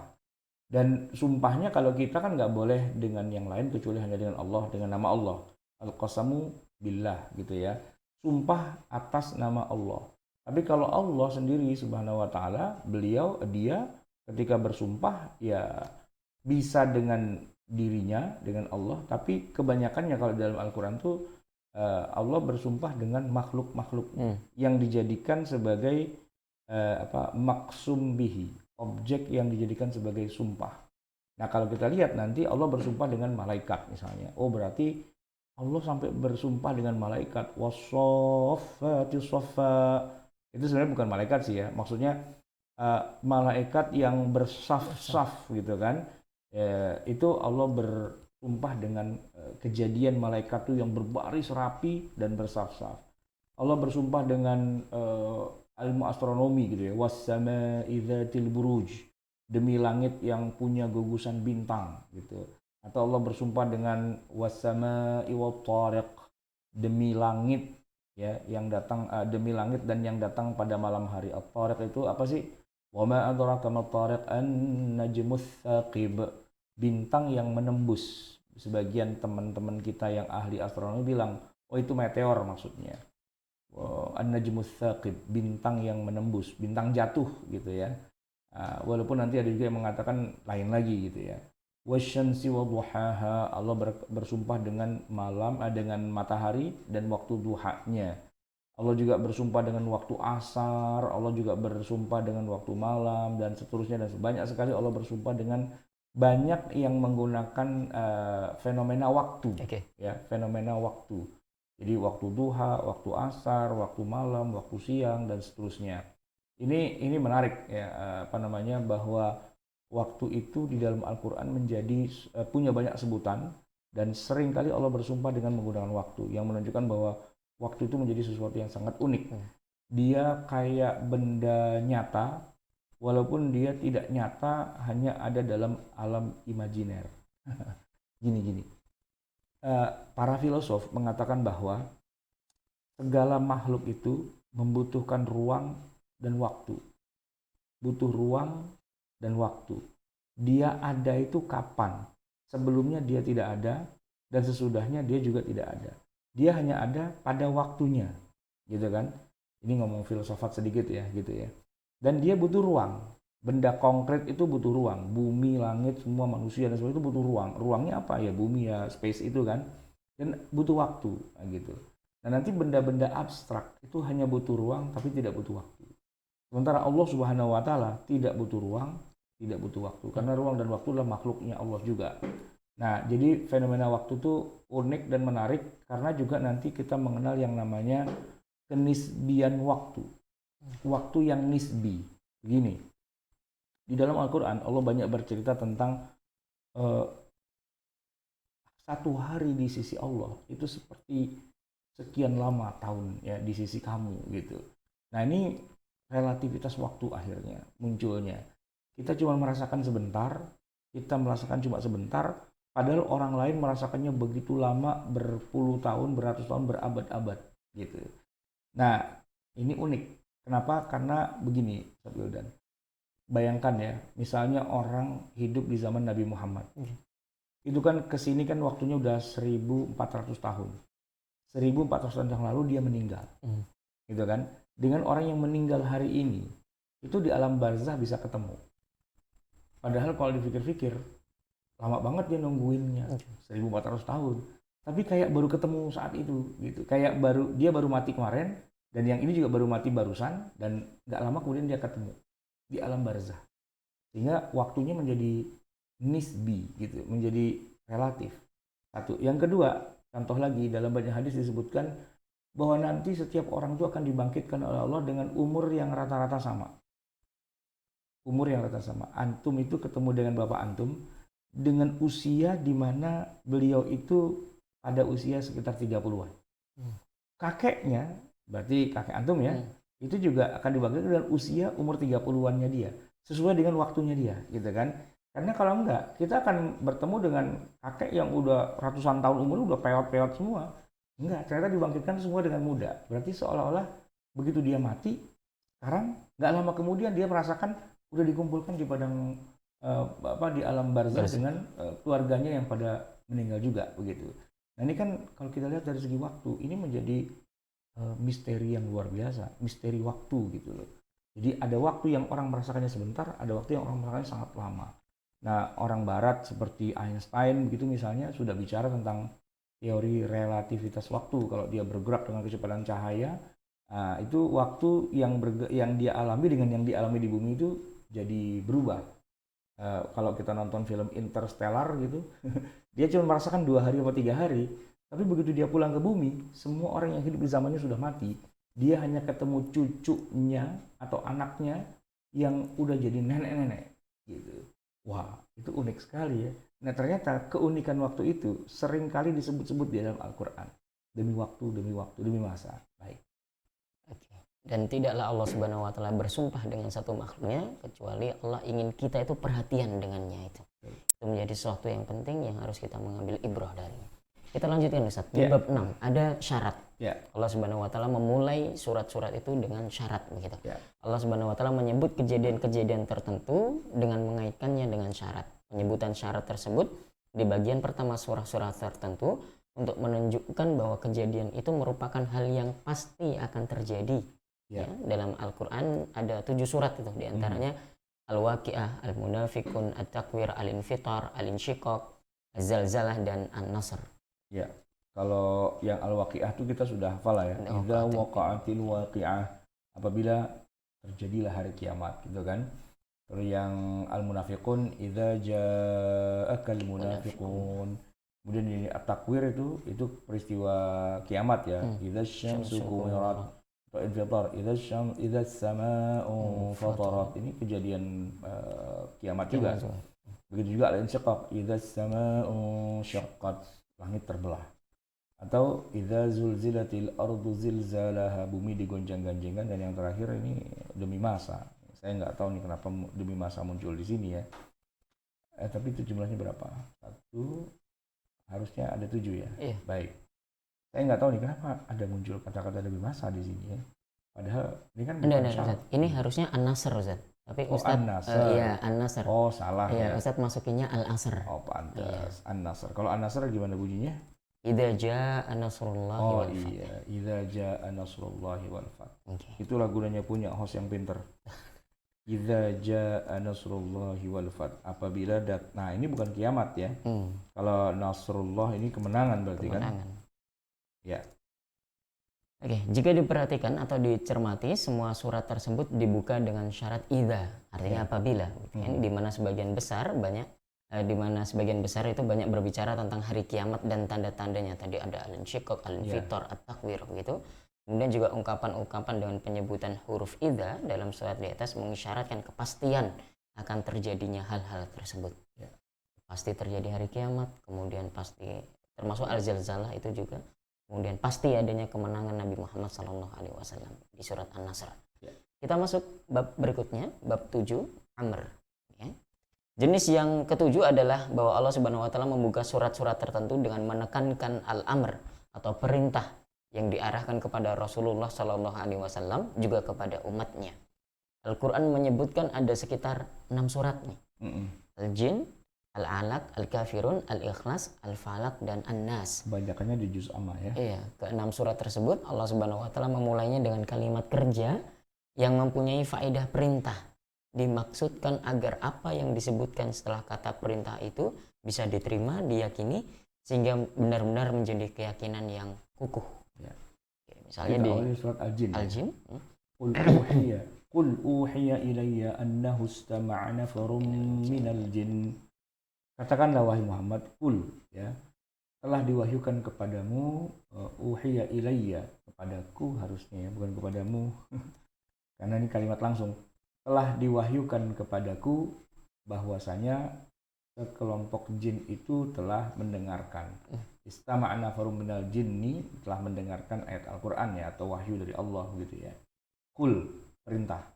Kemudian masuk langsung ke juz amma. Di dalam yang lain 29 juz itu tidak ada kata perintah sebagai pembuka dari satu surat. Langsung kita loncat ke juz 30 yang ternyata banyak sekali. Di Al-Alaq Allah SWT memerintahkan Nabi Muhammad Iqra. Ini ayat yang pertama turun juga sekalian ya. malah pertama turun Ya, berupa bacalah perintah. dengan nama Tuhan. Iqra bismi rabbikal ladzi khalaq. Kemudian Al-Kafirun. Qul ya ayyuhal kafirun. Kemudian ya itu apa namanya, qul huwallahu ahad, qul a'udzu birabbil falaq, qul a'udzu birabbin nas.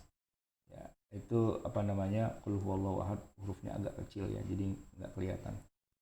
Qul huwallahu ahad, katakanlah dia Allah itu yang Maha Esa.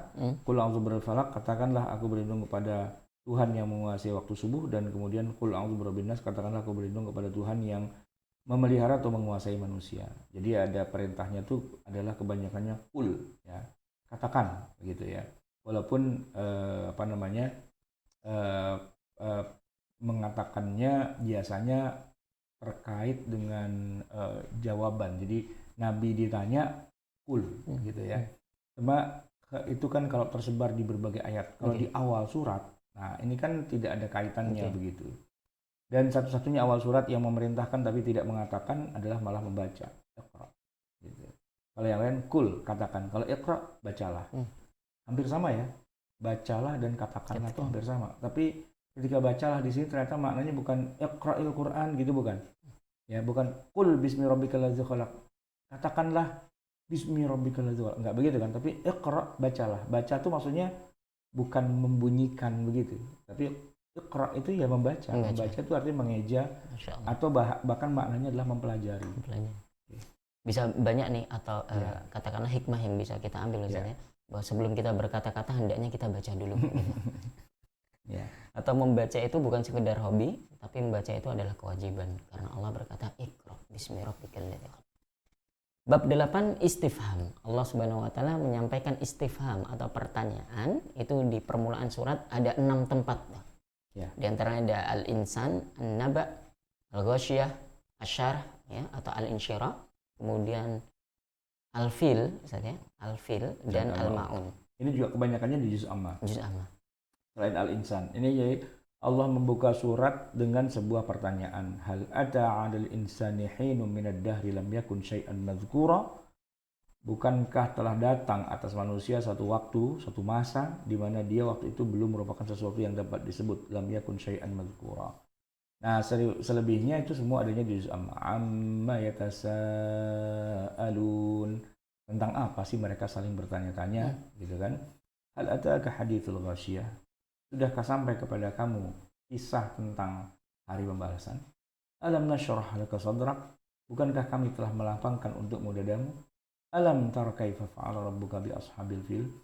Apakah kamu tidak memperhatikan bagaimana Tuhanmu telah bertindak terhadap tentara yang bergajah? Dan yang terakhir, ara'aital ladzi yukadzibu biddin. Itu semua adalah kalimat tanya.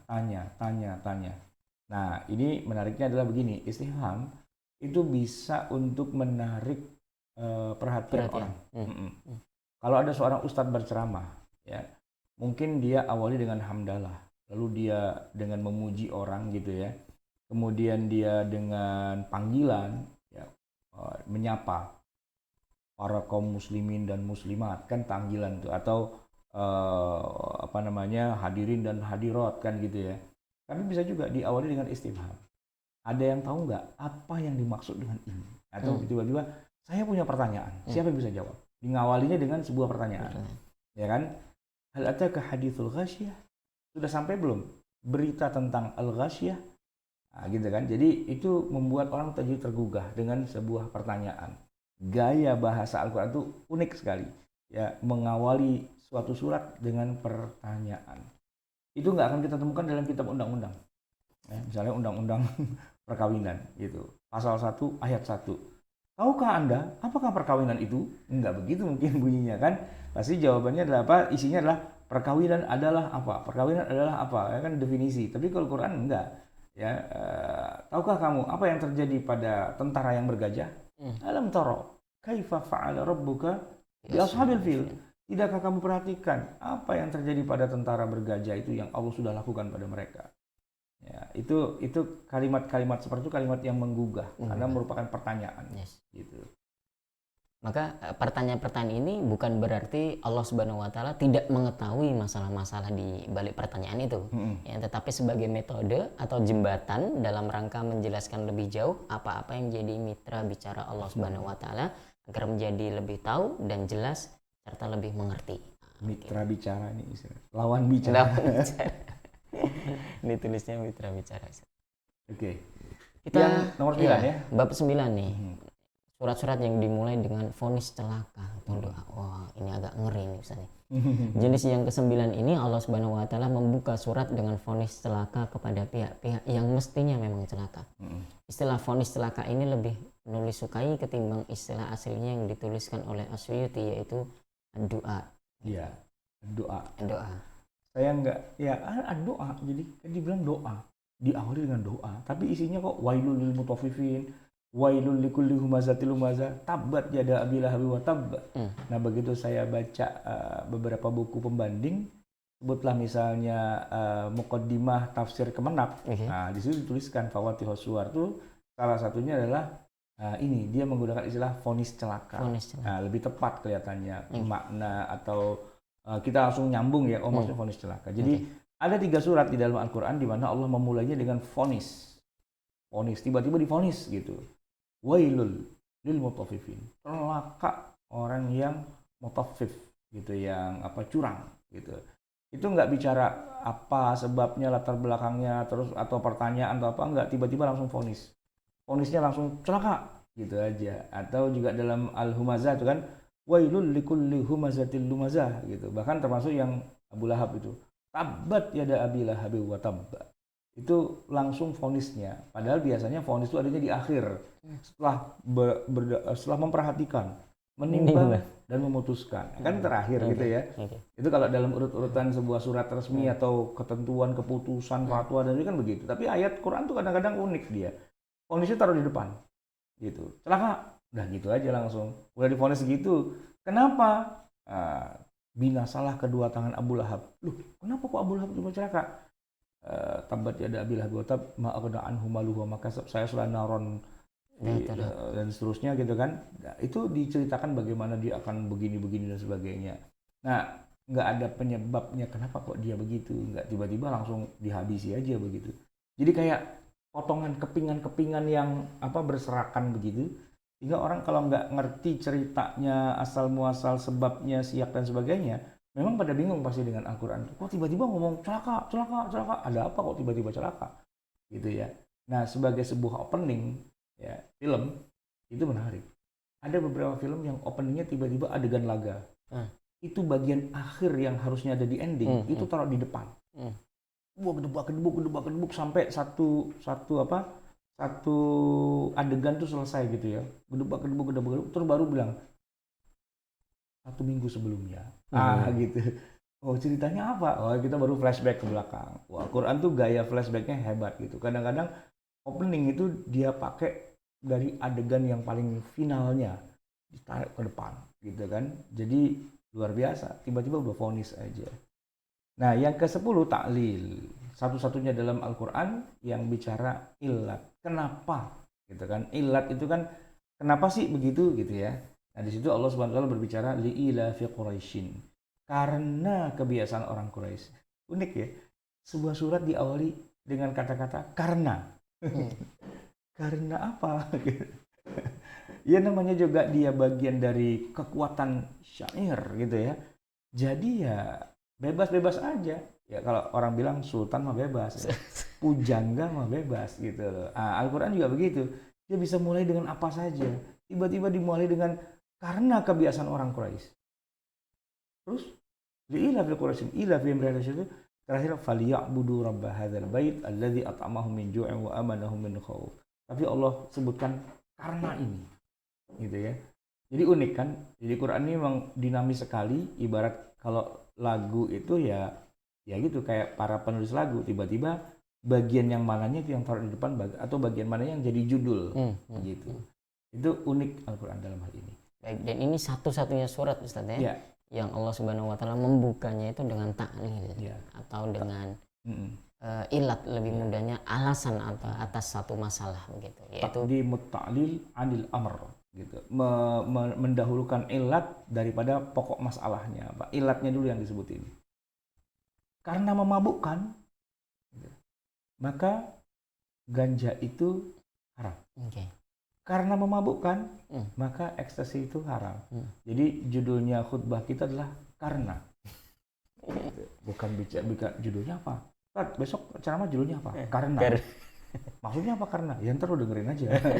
Oh gitu maksudnya, kan jadi unik gitu kan. Nah, jadi nggak seperti biasanya, bukan dengan Maulid Nabi kita tingkatkan iman dan takwa. Pasaran banget judul kayak gitu. Saya sering diminta sama pengurus masjid itu, Ustaz, besok khutbah Jumat judulnya apa? Iman dan takwa. Ya, Ustaz. Tapi kalau dia tahu iman takwa, semua juga iman takwa gitu. Nah, yang penting asal ada judulnya gitu. Nah, besok lagi kalau ditanya judulnya apa? Karena.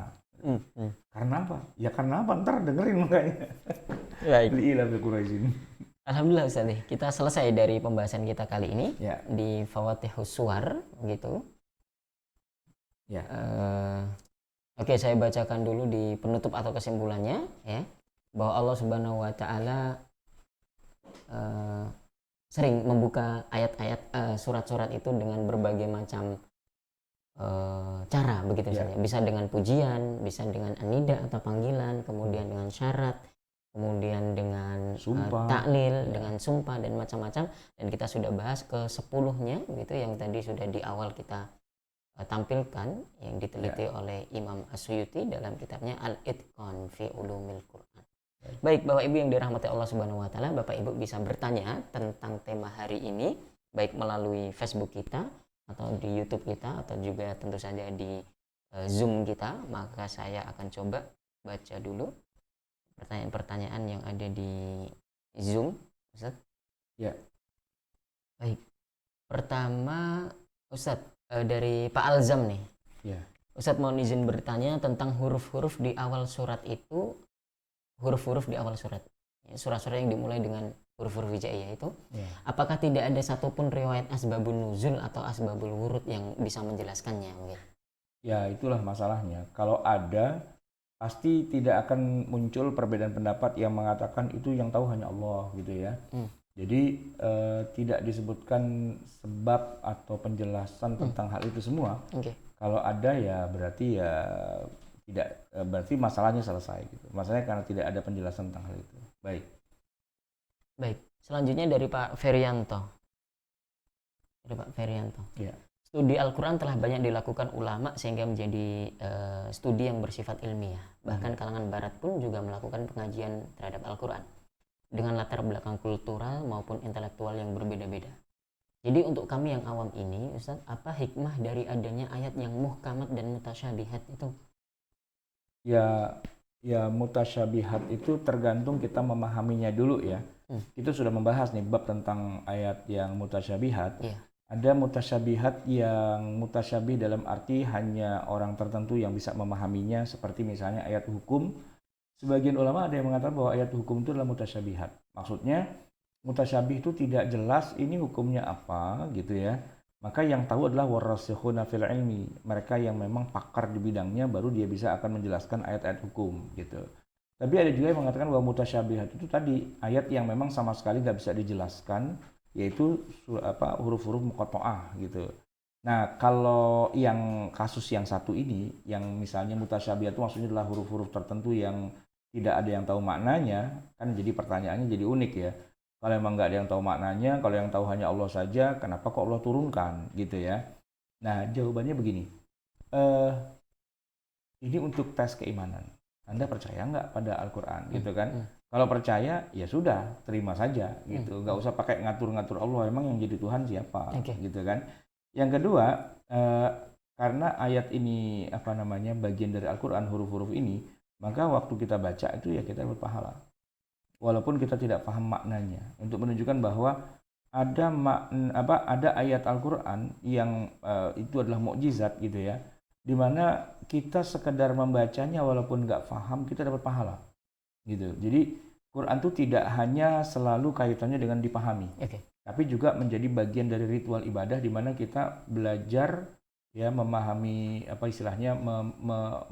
meritualkan bacaan-bacaan Al-Quran itu, walaupun kita nggak pahami tapi punya nilai ibadah di situ. Itu jadi menjadi sangat penting gitu ya. Baik. Oke, Ustaz. Artinya kita memang kepada Allah, kepada Al-Quran itu kita mengedepankan cinta kita kepada Allah, bukan semata rasional kita. Ketika kita diperintah, ya karena kita cinta kita lakukan itu, bukan ketika diperintah ini kenapa nih, ini kenapa. Tidak mesti. Tidak harus semua ada alasannya. Pokoknya kalau kata orang Betawi, udah lu percaya aja, gitu, selesai, ngapain lu tanya-tanya gitu kan. Nanya-nanya itu nanti malah kesannya kayak kayak nggak percayaan amat sih, gitu, kesannya kayak gitu. Baik. Sambil menunggu Bapak Ibu yang ingin bertanya langsung barangkali kepada Ustadz untuk tema hari ini, silahkan angkat tangannya. Di Facebook mungkin ada pertanyaan? Di Facebook ada beberapa pertanyaan tadi. Ustadz, bagaimana cara menjadi mahasiswa sekolah fikih? Oh, mudah sekali Bapak Ibu. Bisa langsung klik sekolahfikih.com, sudah ada informasinya di sana. Bapak Ibu bisa kunjungi. Jadi buka browser, ketik ya, sekolah fikih. Ya, atau kalau mungkin belum tahu spellingnya, bisa bukalah di Google gitu, sekolah fikih atau sekolah fikih Ahmad Sarwat gitu misalnya. Itu pasti akan diarahkan kepada link sekolah fikih dengan spelling yang benar, sekolah fikih pakai q.com gitu kan. Nah di situ kita bisa mendaftar, ada registrasi gratis gitu ya, selama 7 hari bisa mengikuti, dan kalau sudah masuk jadi mahasiswa ya bisa nonton videonya, baca-baca perkuliahan, termasuk file PDF yang sedang kita baca ini adanya di situ. Anda tinggal buka sekolahfikih.com, kemudian Anda bisa belajar. Ada 1.200 mata kuliah yang kita gelar. Setiap hari kita rekaman begini terus, itu menjadi database kita, baik dalam bentuk PDF ataupun dalam bentuk video, dan dalam bentuk soal-soal latihan juga. Jadi silakan dibuka ya, sekolahfikih.com. Baik Ustaz, ini harus semua ada alasannya. Pokoknya di Facebook banyak lebih banyak ini Ustaz, daftar hadir mah. Oh gitu ya. Siapa aja nih yang hadir? Enggak ada Pak Tri Setianto Solo hadir, Bekasi hadir, kemudian Nyimak Bontang, Bogor gelar tikar begitu-gitu Gelar ya. tikar ya. Ya. Kata apa? Kata Misbar. Hadir Pamulang Ustaz. hadir. Pamulang. Oke. Luwuk juga. Luwuk itu Luwuk di tuh di daerah mana? mana? Nggak tahu saya juga Ustaz ya. Iya iya iya. Masya Allah ini Ini ada dari juga nih berbagai yang kota. komen nih, background Cimahi. musiknya keren Ustaz, kayak diambil dari film Kingdom of Heaven. Waduh, background musiknya yang di Yang di komen. yang dikomenin ya nggak apa-apa lah. Yang mana aja. Ciputat hadir, ya Ciputat deket sih ya. Depok hadir, kemudian ini tadi yang nanya PDF ya. Oke, kemudian bagaimana cara mengakses rekaman-rekaman video yang pengajian-pengajian sebelumnya? Ya tadi login atau registrasi ke sekolahfikih.com, di situ sudah tersimpan ada semua gitu ya, apa namanya rekamannya. Di YouTube juga sedang live. Oke, yang di Iya. YouTube ada Ustaz Wildan? Di YouTube ada pertanyaan, oke, dari Pak Muhadi. Satu lagi, menulis huruf Al-Quran untuk dijadikan sarana pengobatan atau lainnya. Oh iya iya iya. Iya. Menulis ayat Al-Quran dijadikan untuk sarana Jadi rajah pengobatan. atau Iya. jadi anu ya? Apa hukumnya itu Ustaz? Oke. Iya. Ya itu hukumnya khilafiyah. Karena begini, nanti para ulama agak sedikit berbeda pandangan ketika orang itu tiba-tiba malah jadi semacam percayanya kepada teks ayat Al-Quran gitu ya. Sehingga dikhawatirkan menjadi, katakanlah itu menjadi kayak bukan musyrik sih, tapi ke arah kesirikan gitu. Jadi kayak jimat, dan yang mana kalau nggak pakai ayat itu, nggak pakai tulisan itu, kayak nggak percaya tentang pertolongan Allah gitu ya. Namun tidak bisa kemudian secara hitam putih diharamkan secara total, nggak juga. Karena banyak perilaku yang dilakukan oleh para ulama dan orang-orang soleh ya, yang juga melakukan hal itu. Misalnya kayak meruqyah dibacakan, ya meruqyah air minum gitu, air putih yang dibacakan ayat Al-Quran dan sebagainya. Itu kan juga praktek-praktek seperti itu sering kita temukan dilakukan oleh para orang-orang soleh. Yang mana orang soleh itu bukan sekedar soleh, tapi dia juga ngerti agama, dia juga ahli akidah, dia juga ahli syariah dan sebagainya. Gitu. Nah, sehingga praktek untuk pengobatan dengan menuliskan ayat Al-Quran gitu ya, tidak bisa diglobalkan itu haram secara total atau juga halal secara total. Kita harus lihat bagaimana prakteknya itu. Sama dengan ruqyah juga. Ruqyah itu makanya ada dua istilah, ruqyah syar'iyah dan lawannya tentu ghairu syar'iyah, yang tidak syar'i begitu kan. Nah, ini juga harus dilihat. Ruqyah itu bisa jadi benar, bisa jadi tidak benar. Termasuk pengobatan dengan menggunakan teks huruf Al-Quran, itu bisa jadi benar, bisa jadi tidak. Gitu. Dalam arti nanti ada kajian khusus tentang hal itu. Sementara kita tidak mengatakan salah secara total, walaupun juga kita tidak mengatakan benar secara total, tapi kita katakan bahwa itu harus diteliti, harus dicermati secara lebih mendalam. Nah, jangan sampai kemudian dengan adanya fakta bahwa bisa mengobati dengan tulisan rajah ayat Al-Quran, terus kemudian kita melewati garis batas, yaitu menafikan adanya pengobatan yang sifatnya kedokteran modern. Di situ udah jadi salah. Gak usah lah pakai operasi, pakai suntik, pakai ini. Cukup saya tulisin ayat Quran saja. Itu keliru. Keliru juga dari awal kalau mengatakan seperti itu. Tapi bahwa itu adalah sebuah alternatif, ya benar. Tapi bukan berarti Islam itu kemudian menafikan ilmu kedokteran modern. Enggak. Ya oleh karena itu penggabungan dari dua hal itu dengan pemahaman yang mendalam gitu ya. Baik. Ini ada juga pertanyaan nih dari Sayyid Mahadir. Ustaz Jauhari Wildan itu masih bujangan ya? Wah, ini agak bersifat individu. Nanti dijapri aja mungkin. Ustaz Said Muhadir wajib. Ustadi, ada Ustadi. Iya. Ustaz Said Muhadir. Mudah-mudahan sehat Ustaz Said Muhadir di Palembang. Di Palembang, ya. Baik. Banyak juga ya dari Kendal, dari Iya Ustaz. Iya, malah dari kampung saya, dari Tempel ada juga nih Pak Nurholis Majid. Oke, masih ada lagi kah? Nampaknya di Samarinda. pertanyaan Samarinda, Banyuwangi, banyak juga ya. Jadi kita pagi-pagi gini sudah silaturahmi ke seluruh Indonesia ya, yang memantau, yang ikut ngaji ini. Jadi ya gaji milenial juga nih kita berarti ya, ketemu dengan banyak kalangan gitu ya, walaupun kita nggak ngelihat wajahnya langsung gitu. Iya. Ada konfirmasi lagi dari Pak Bobi Gunara di Zoom kita, Ustaz. Ya, silakan. Terkait tadi pengobatan dengan teks Al-Quran tadi, apakah itu cuma terkait keadaan psikologi saja, Ustaz? Apa itu? Terkait pengobatan dengan tulisan ayat-ayat Al-Quran tadi itu. Kalau secara psikologi pastinya iya pastilah ya, namanya juga orang berobat itu mau yang pakai teknologi kedokteran modern atau pakai yang alternatif dan sebagainya, secara psikologis orang kalau merasa nyaman, merasa yakin dengan itu, dia akan terbantu pengobatannya. Saya mau cerita hal yang agak sedikit lucu nih. Dulu di kampung kita ini, di Pedurenan Masjid, zaman dulu tahun 70-an, itu belum maju kayak sekarang ya, belum ada dokter dan sebagainya. Adanya petugas kesehatan mantri sepeda, naik sepeda dia keliling, mantri aja. Namanya Giman gitu. Orang nggak nyebut dokter karena memang bukan dokter, Giman-Giman aja gitu. Nah, orang sekampung kita ini kalau sakit itu harus Giman. Nah, Giman tuh ciri khasnya adalah dia punya sepeda dan ada kring gitu loh. Nah, itu udah ciri khas. Itu kalau kring, wah berarti itu sepedanya Giman. Jadi kalau ada yang sakit apa segala macam, tungguin aja ntar juga Giman lewat katanya gitu. Dan benar. Jadi dia nggak ke dokter, nggak kemana, di rumah aja sambil sakit, nahanin sakit gitu. Ntar tungguin sorean dikit, ntar Giman juga lewat. Bener. Begitu terdengar suara kringnya dari jauh, langsung apa? Langsung bangun dan duduk. Kayaknya udah mendingan nih kayaknya gitu. Kenapa? Baru dengar suara keringnya doang udah rada mendingan gitu. Padahal si Giman itu bukan dokter. Dan ketika dia ngobatin dia punya tas gitu kan, yang dalam itu banyak tablet. Tablet bukan tablet. Bukan. Apa namanya? Pil.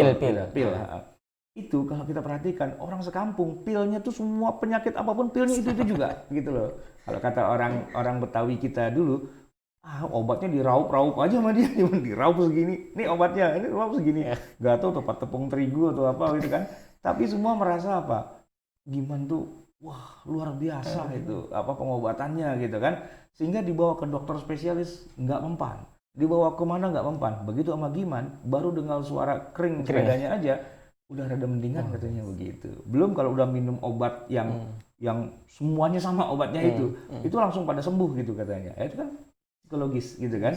Nah, jadi mau pengobatannya modern, mau pengobatan tradisional dan sebagainya, kalau udah unsur psikologis yang bermain, ya otaknya memerintahkan dia untuk sehat gitu istilahnya. Nah, itu kan luar biasa kan. Nah, jadi orang yang pakai rajah-rajah tadi atau pakai tulisan Arab dan sebagainya itu ya kalau ditanya apakah itu ada faktor sifatnya sugesti, pasti. Nggak usah yang itu, yang apa namanya, yang dokter beneran. Belum ke dokter mau udah ke dokter, itu rasanya beda. Gitu. Udah ke dokter, belum ke dokter gitu. Ke dokter kan, cuma ajak ngobrol doang 5 menit, pulang. Gimana? Udah mendingan. Udah minum obatnya? Belum sih, tapi udah ketemu dokter. Rasanya kalau udah ketemu dokter tuh rasanya udah mendingan. Kayak gitu. Itu sugesti. Baik, ada Pak Hanafi Muhammad yang angkat tangan. Saya buka speakernya untuk bisa langsung bertanya. Silakan Pak Hanafi. Assalamualaikum warahmatullahi wabarakatuh, Ustaz. Waalaikumsalam warahmatullahi wabarakatuh. Ya, tadi sempat dengar tentang yang Iqra ayat pertama Nabi dapat wahyu. Kita sempat menjelaskan itu bentuknya berupa tulisan yang disuruh baca atau memang apa, Ustaz? Saya sempat bertanya apakah itu bentuk tulisan Rasulullah suruh baca atau memang Rasulullah suruh mengikuti bacaan malaikat Jibril, Ustaz? Mohon penjelasan, Ustaz. Kalau kita baca sekilas hadis-hadisnya, itu memang digambarkan bahwa Rasulullah bukan hanya sekedar ketakutan, tapi juga kebingungan. Ya, sampai diulang, Iqra ya Muhammad, Iqra, begitu, bacalah. Tapi memang kalau kita lihat hadis itu memang banyak ya hadis yang meriwayatkan itu. Ada sebagian riwayat yang mengatakan bahwa Jibril itu membawa teks gitu. Jadi Iqra itu bacalah teks ini gitu kan.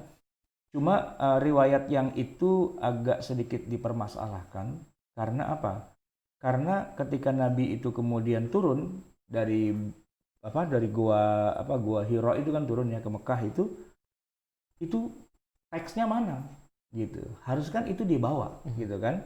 Kenapa kok cuma disuruh baca tapi nggak dikasih ke Muhammad gitu? Kalau memang bacalah, misalnya Nabi Muhammad Umi nggak bisa baca kan, ya udah sini ntar gue minta orang-orang baca ini maksudnya apa gitu kan.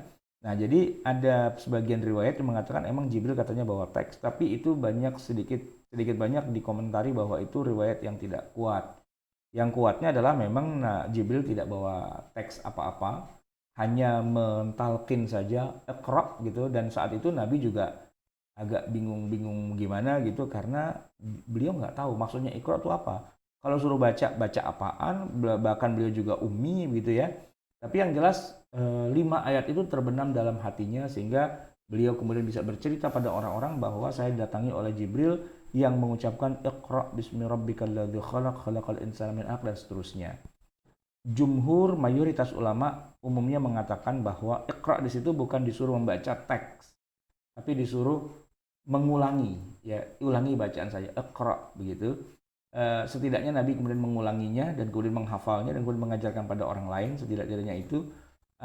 Tapi nanti para ulama yang lain mengatakan Iqra di situ maksudnya berpikirlah atau bukalah wawasan atau perhatikanlah, renungkanlah atau analisalah, cermatilah dan sebagainya. Membaca dalam arti smart gitu, bukan membaca dalam arti spelling begitu ya. Khilafiyahnya cukup banyak gitu ya. Baik. Begitu Pak Hanafi Muhammad. Terima kasih. Ini ternyata peserta Zoom kita juga tidak kalah dengan pemirsa di YouTube atau di Facebook Ustaz. Ada Ibu ya? Mutiah Mutahhirah Jogja ya. Ustaz hadir. Wih, Jogja. Iya. Ada Pak Catur Bekasi juga ada Ustaz. Oh, iya, sepeminuman teh. Oh ya, dekat ya. Oh, iya. Nah, sepelemparan batu saja dari sini. Mana dekat Bekasi ya? Ya, Pak Catur. Nah, Bekasi itu tergantung Bekasi yang luar planet apa yang dekat planet. Right. Oke. Baik Ustaz, nampaknya tidak ada lagi pertanyaan. Ya. Di Facebook kita atau di YouTube atau di Zoom kita, maka kita cukupkan sekian untuk kajian kita pada pagi hari ini. Insya Allah bisa kita lanjutkan lagi. Jangan lupa Bapak Ibu bisa mengikuti seluruh rangkaian sekolah fikih ini sehari 2 kali. Ba'da subuh jam 5 begitu ya. Kemudian nanti di malam hari juga ada, biasanya di 19.30 jam 19.30 waktu Indonesia bagian Barat. Khusus untuk hari ini malam Kamis tidak ada sekolah fikih karena kita biasanya ada kajian malam Kamis. Kemarin saya sudah ditanya sama jamaah, kapan KMK dimulai lagi? Ya belum saya rencanakan sih, apakah nanti malam kita akan menyelenggarakan kajian malam Kamis sebagaimana biasanya karena kita masih pandemi ya. Kalaupun kita laksanakan tentu tidak secara fisik gitu ya, kita masih melakukannya secara online, pakai Zoom kayak ginilah kira-kira.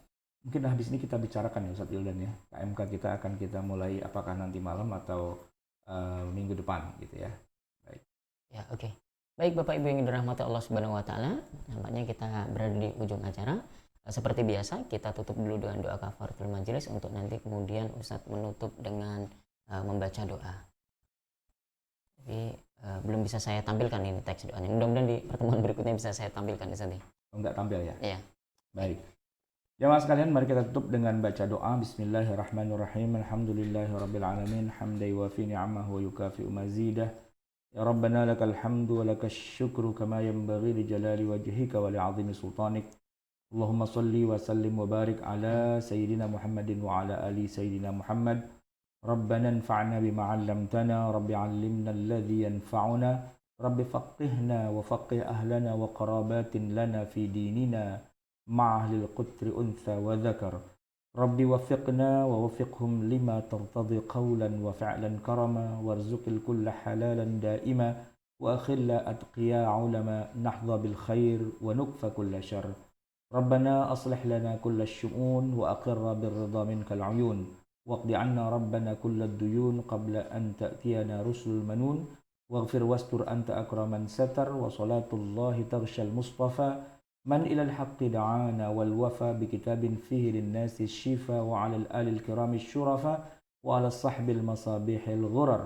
اللهم اهدنا بهداك واجعلنا ممن يسارع في رضاك ولا تولنا وليا سواك ولا تجعلنا ممن خالف أمرك وعصاك.